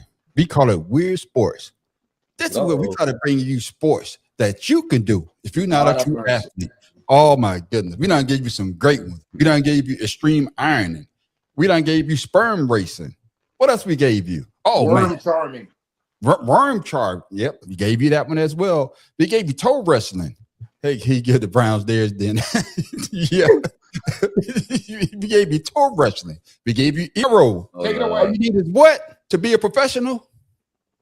Professional what? Dummy. Like you. Listen, you cannot. He forgot to build it up. Like how much is it to do rock skipping? That's what I said. What did I Oh, hold on. What did I say? It cost you $10. You said it cost you $10 to do what? No, to do what? Yeah, to be a professional rock skipper. No, we gonna. You slipping, man. You slipping. You You slipping. slipping. You should be on it. You be on it, man. You should do NASCAR. You know what happened? Every mark on the track. I was reading some stats. What the hell? Well, if you want to be a professional rock skipper, it only costs you $10 to be a professional, and they give you some nice shiny rocks. If you're an amateur, you got to get your own rock. Yeah, your own river rock. You get a jersey. You get a jersey too. You get a jersey too. You had one job. You had one job. You know what? And you get to participate. I'm off. I apologize for the audience out there. I'm off. You had one job. Pharaoh, I know you sent me something last week, but I found something even stupider. Well, something even weirder. Fellas, are you ready? No. For Tim Dog, you blurry, man. Just like them glasses. That's how you look in his glasses. There you go. Look at that shit. I don't know what the hell going on. You got your automatic what you call it on. But here it is, ladies and gentlemen, our weird sport of the week.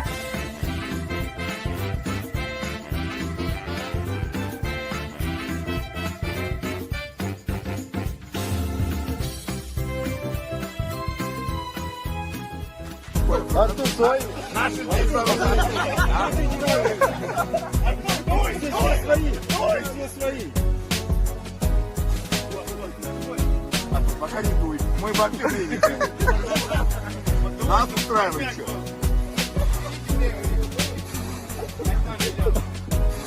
Надо брать в другую сторону. Сейчас справится. Вот это комбинация, There it is, ladies and gentlemen. They call that blow ball. It's like soccer, but you put your heads through the hole and you trying to blow the ball into the net on like soccer. There it is, our weird sport of the week. Fellas, what you think? That's some of the gayest shit I've ever seen in my life. And there's no other way I can put it. Listen, you got a bunch of men with their heads up on the table and blowing at each other's face. What kind of foolishness that?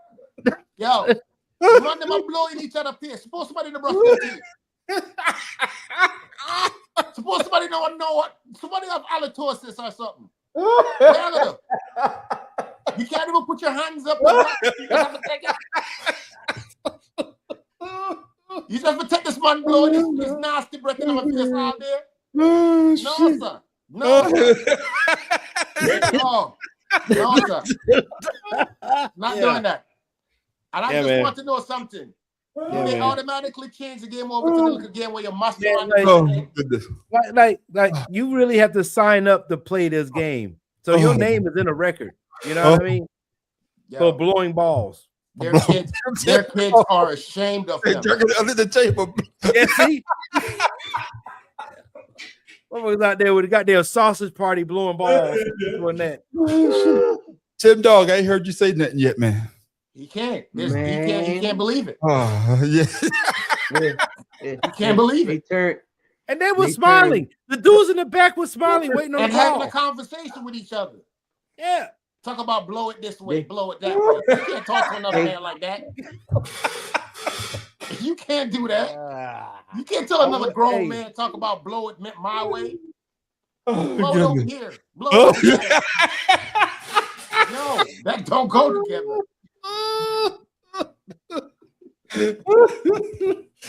Yeah, Shada. No, man. No. That's illegal. You can't do that. Tim Dog, what's your thoughts, man?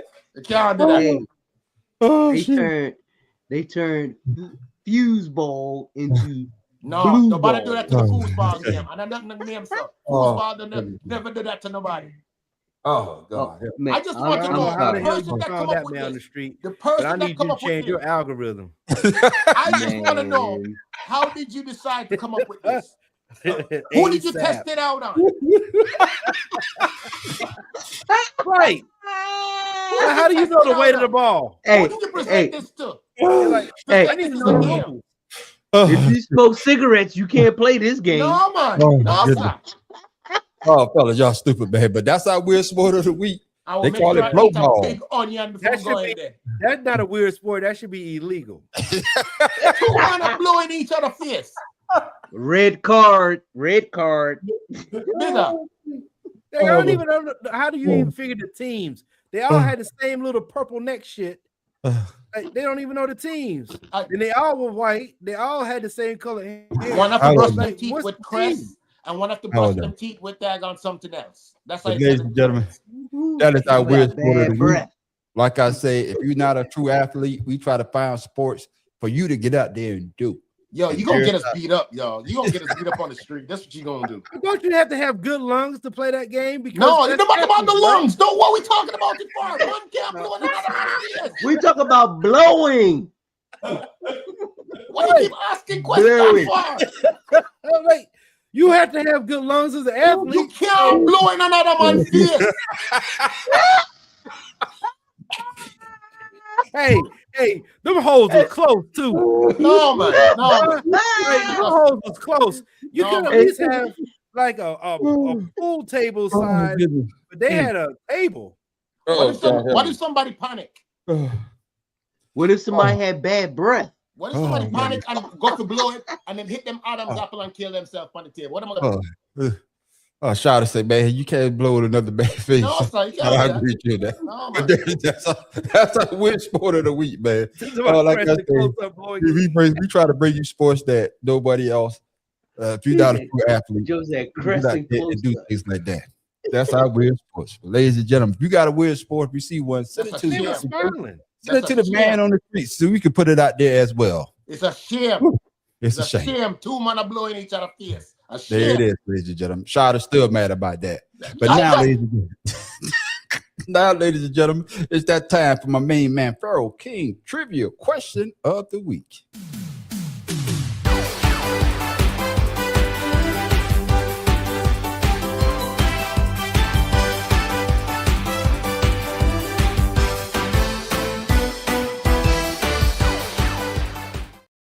Pharaoh King, what you got for us All this right, week? my on to bigger and better things other than blowing in another man's face. Don't bother with it. Don't bother with it. We're gonna. So Devontae Adams is turning 33 next week, leading the league in receiving touchdowns. 6 receptions, 854 yards, and 10 touchdowns. So, with that being said, here is the question of the day.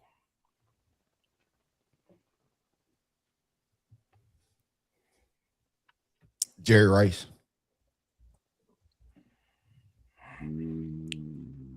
I would say that I'm not going to put a question up if it's going to be that obvious of an answer.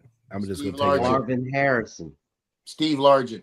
I said Marvin Harrison as well. I'm still sticking with Jerry Rice. I don't give a damn. Steve Largent. Oh, I forgot about Steve Largent. That's a good one. That's a real good one. Yeah, I'm still sticking with Jerry Rice.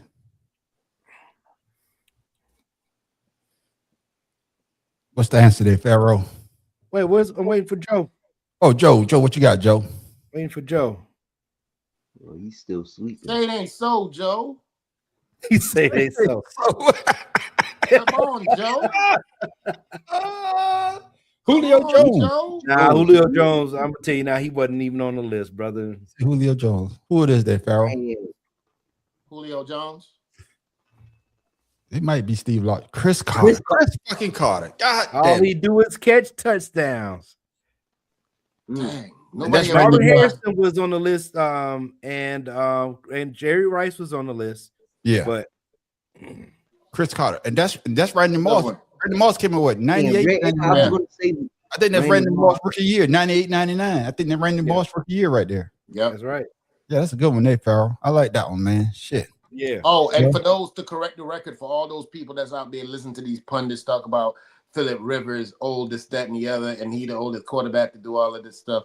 Y'all don't realize there's a lot of quarterbacks that played old that daggone did better things that look better. Warren Moon being one of them. Yeah. That Nobody played at 44 though. But hey, nobody don't want to look like that at 44 either. You know, so they're saying he came back because with him being activated as a quarterback, he gets 5 more years of health insurance. Yeah, he got all that. He got like 12 kids. Oh, that is true. Yeah, there it is. He got there 12 ladies kids and and a gentlemen. grandbaby. He got mouths to feed. What you talking about? There it is. Chris Carter is the answer. He's to this. $100 million. He got plenty of money for health. I'm gonna take a point on this one because I picked a black wide receiver. No, we're not doing that. No, everybody's self-shouter. Nope. So did I. What are you talking about? Everybody. I said Marvin Harrison. He said Marvin Harrison. You missed Chris Carter. Farrell, He said Steve Largent. Farrell, listen to what I'm saying, Farrell. I say that everybody that picked a black wide receiver, you getting you a half a point. Oh, on one person, and you're getting a half a point this week.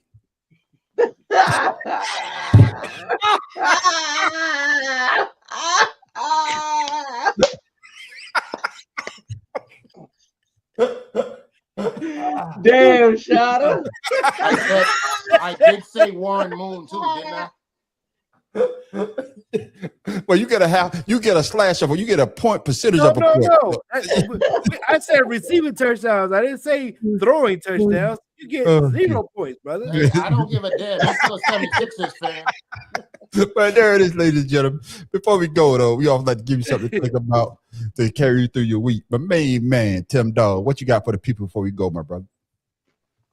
The only thing I have for the people is that the president is going to put out false narratives. Well, he probably already did tonight about the economy and everything that's going on. Hey.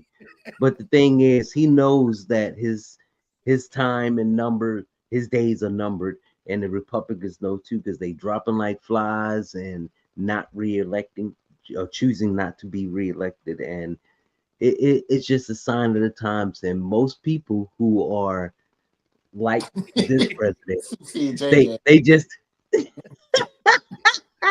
motherfucker, man. No. I see you, Jenkins. JJ. All you Jenkins think the same way. I'm leaving here with something. Worst gamblers on the planet. Don't know when to hold them. I'm from South Carolina. I'm gonna leave here with something. Yeah, that's right. I'm sorry, Tim. My bad. No, you good. Damn, Joe. Yeah, say it ain't so, Joe. Oh shit! It's in the DNA. That's right. Let me see if my bomb working there. I download a new bomb. Oh shit! I don't know what that is. It sounds like an earthquake more than a bomb. All I know is just say it ain't so, Joe. There it is. There it is. My main man, thank you for that, Tim Dog. My main man, shout out, man. What you got for the people before we go, my brother? Yo, you see the One Love Shut Up Blue Sky down there. Check out the brother up on that. And I just want to thank all the people out there that went ahead and volunteered to give to my buddy Cody and his daughter. She's still fighting, and her dad. Please keep him in prayer still. But God does wonderful things sometimes when we don't even see it. So keep them in your prayers and keep them lifted up for me, please. There it is, my main man. Shada, thank you for that, my man. Ah, shit. Got a different type of bomb dropping on y'all bitch ass. I like that. That's that atom bomb. There it is. No, that's atomic blast. There it is. That's all right. My main man, Pharaoh King, man. What you got for the people before we go? And shout out to social media as well. You're muted. You're muted. We can't hear you. I got you. Do not understand the words that are coming out of your mouth. I got you. Okay, listen, man. I'm going to shout out to Malachi Tony from University of Miami. What? He got named ACC Rookie of the and Offensive Rookie of the Year this year. But more so, I'm going to read a quote after he received the his award. He said, "If you are blessed with success, use it to lift others. No one should celebrate victories while children have no opportunities. If you have more than you need, it is not truly yours. It belongs to those who need hope." I only say that because there was a lot of boosters in the room, and he was making it known that since you can come to an award show, he basically wanted to say that, you know, in his area and where he's from, use that money and use your wealth to help others there in need, because you have more than enough. So shout out to him for making that that statement in lieu of him receiving that Rookie of the Year award. Real spit. Tim Dog, man, I didn't give you a chance to shout out your social media, man. Shout out your social media to people following, my brother. You can find me on Instagram, Father's Love 99. Hey, men, without women, sex will be a pain in the ass. Bruh, nobody asked. Negro, please.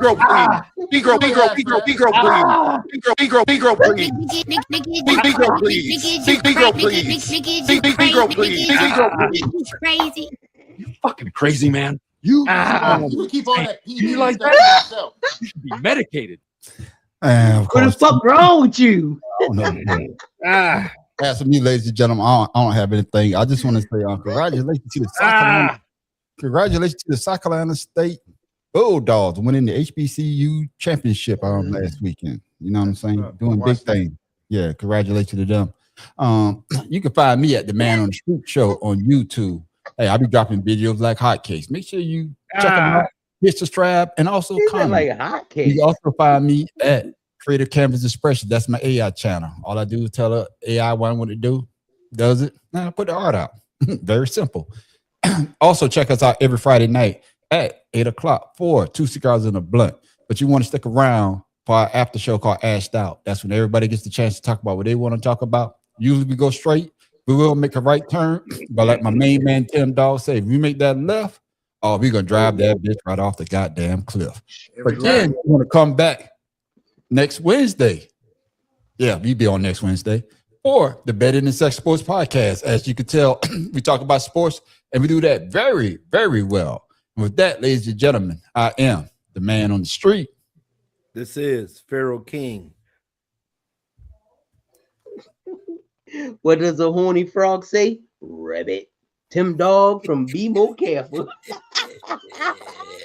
Shout out crazy, man. to Orlando. You sound insane. Do you realize that? A shout out. You're medicated. Good luck in your fantasy damn leagues this weekend, because a lot of cats about to get their feelings hurt. Holla at your boy. Hey, fellas, before we go, I like that. I think the playoff starts this week. Who y'all taking? I think Tulane plays this week, right? Yeah, I forgot to put that in. We're supposed to put that in, guys. Yeah. So came Farrah, if you can bring it up. Hold on, we're supposed to put that in. I want to make sure we catch all about that. We got Tulane, Alabama. You got Oklahoma and Alabama. Okay. Then you got Texas A&M, Miami, Ole Miss, Tulane, and Oregon and James Madison. I thought Tulane played this weekend. Yeah, they playing two. No, I did say two. Yes, so James Tulane, Madison, Oregon, Ole Miss. Okay, Yeah, so let's stop the James, because I don't have any. James Madison, Oregon. I'm going with Oregon on that one, fellas. Hold on, let me say James Madison, Oregon. Yeah. You already see the colors I'm wearing. Yeah, you going with Oregon too. Ooh. All right. Hold on, son. James Madison, Oregon. Yeah, we going with Oregon. Yeah, we all going Oregon. Yeah. And so we all going Oregon on that one because who the fuck is James Madison? I don't know. University, that's in Virginia. Yeah, Man, I'm not actually asking where it's at, motherfucker. Yeah. Oh. So what's the next game there? In Alabama and Oklahoma. Yeah, Oklahoma. Ooh. Give me Oklahoma. Alabama is Give me number Alabama. 9, Oklahoma. Give me Alabama. Mm-hmm. As much as I can't stand Alabama, I cannot see myself voting for nobody that's Oklahoma. Yeah. I can't do it. Yeah, give me So we Alabama. all going for Alabama. No, Tim going to Except Oklahoma. me. Tim I'm going to going to Oklahoma. Yeah, no, Yeah. Oklahoma. Mm-hmm. I can't stand the Big 12 and anything associated with them. All right, so man, goddamn, man. So Where everybody you going, but Farrell? Tim. Who's doing? I said we all doing Oregon. Yeah, I'm gonna do Yeah. Alabama Oh, yeah. because I don't know shit about Oklahoma. I don't know that a damn thing. Then Tulane, Ole Miss. Ole Miss. I Ole don't Miss. even like them fucking rebels, but I'm gonna take them. I'm taking Ole Miss. Yeah. They're a much stronger team. Yeah. SEC, baby. Farrell, are you taking your Hurricanes against Texas A&M? Absolutely, fuck Texas. I'm taking them too. I'm taking Miami Yeah, as fuck well. Texas. Give me And Texas lost to who? give me Texas They A&M. lost man. Peyton Manning's nephew. So hell yeah. Give me Texas A&M, man. Yeah, I'm gonna take Texas A&M over your Hurricanes on that one. I know you a hater. I'm not a hater, man. Because you gonna be saying the same shit about Beck. Chuck, that motherfucker. No, I ain't talking about I'm a hater. Don't do that. Don't do that to me. That's Don't what do you're that gonna be to me. saying. You can say that next week. Good What? Lord. That's what you gonna be saying. Joe taking Texas A&M as well. Okay, Joe take it. Joe and you are taking Texas. All right, you got the rest of this. Put you got the rest of Jenkins brother. No, Jenkins I'm brothers down here. I'm going with Coral Gables, Miami. Okay. And there it is. Tim and I know Shada's going with them too. Mm-hmm. Damn Skippy. There it is. Okay, so we all going with Ole Miss, right? Yeah. Oh I yeah. am. Tim's going with Oklahoma, and then the rest of us is Alabama. It's still Lane Kiffin's offense. And we all doing right, and then we're doing Oregon.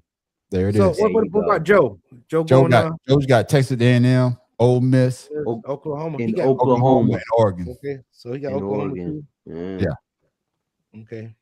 There it is. All right. We got him down, ladies and gentlemen. You got him, Farrell? Sure do. All right, my brothers, man. We'll All see right, y'all Friday ladies. night. Hey, letting y'all know this Friday night, Tuesday and Blunt, we having a Christmas special. We just gonna be talking about good times growing up. So you know, Oh yeah. Hey, I'm y'all ready. get your 5 favorite movies together. 5 favorite movies, 5 favorite Because foods. last year, remember we did.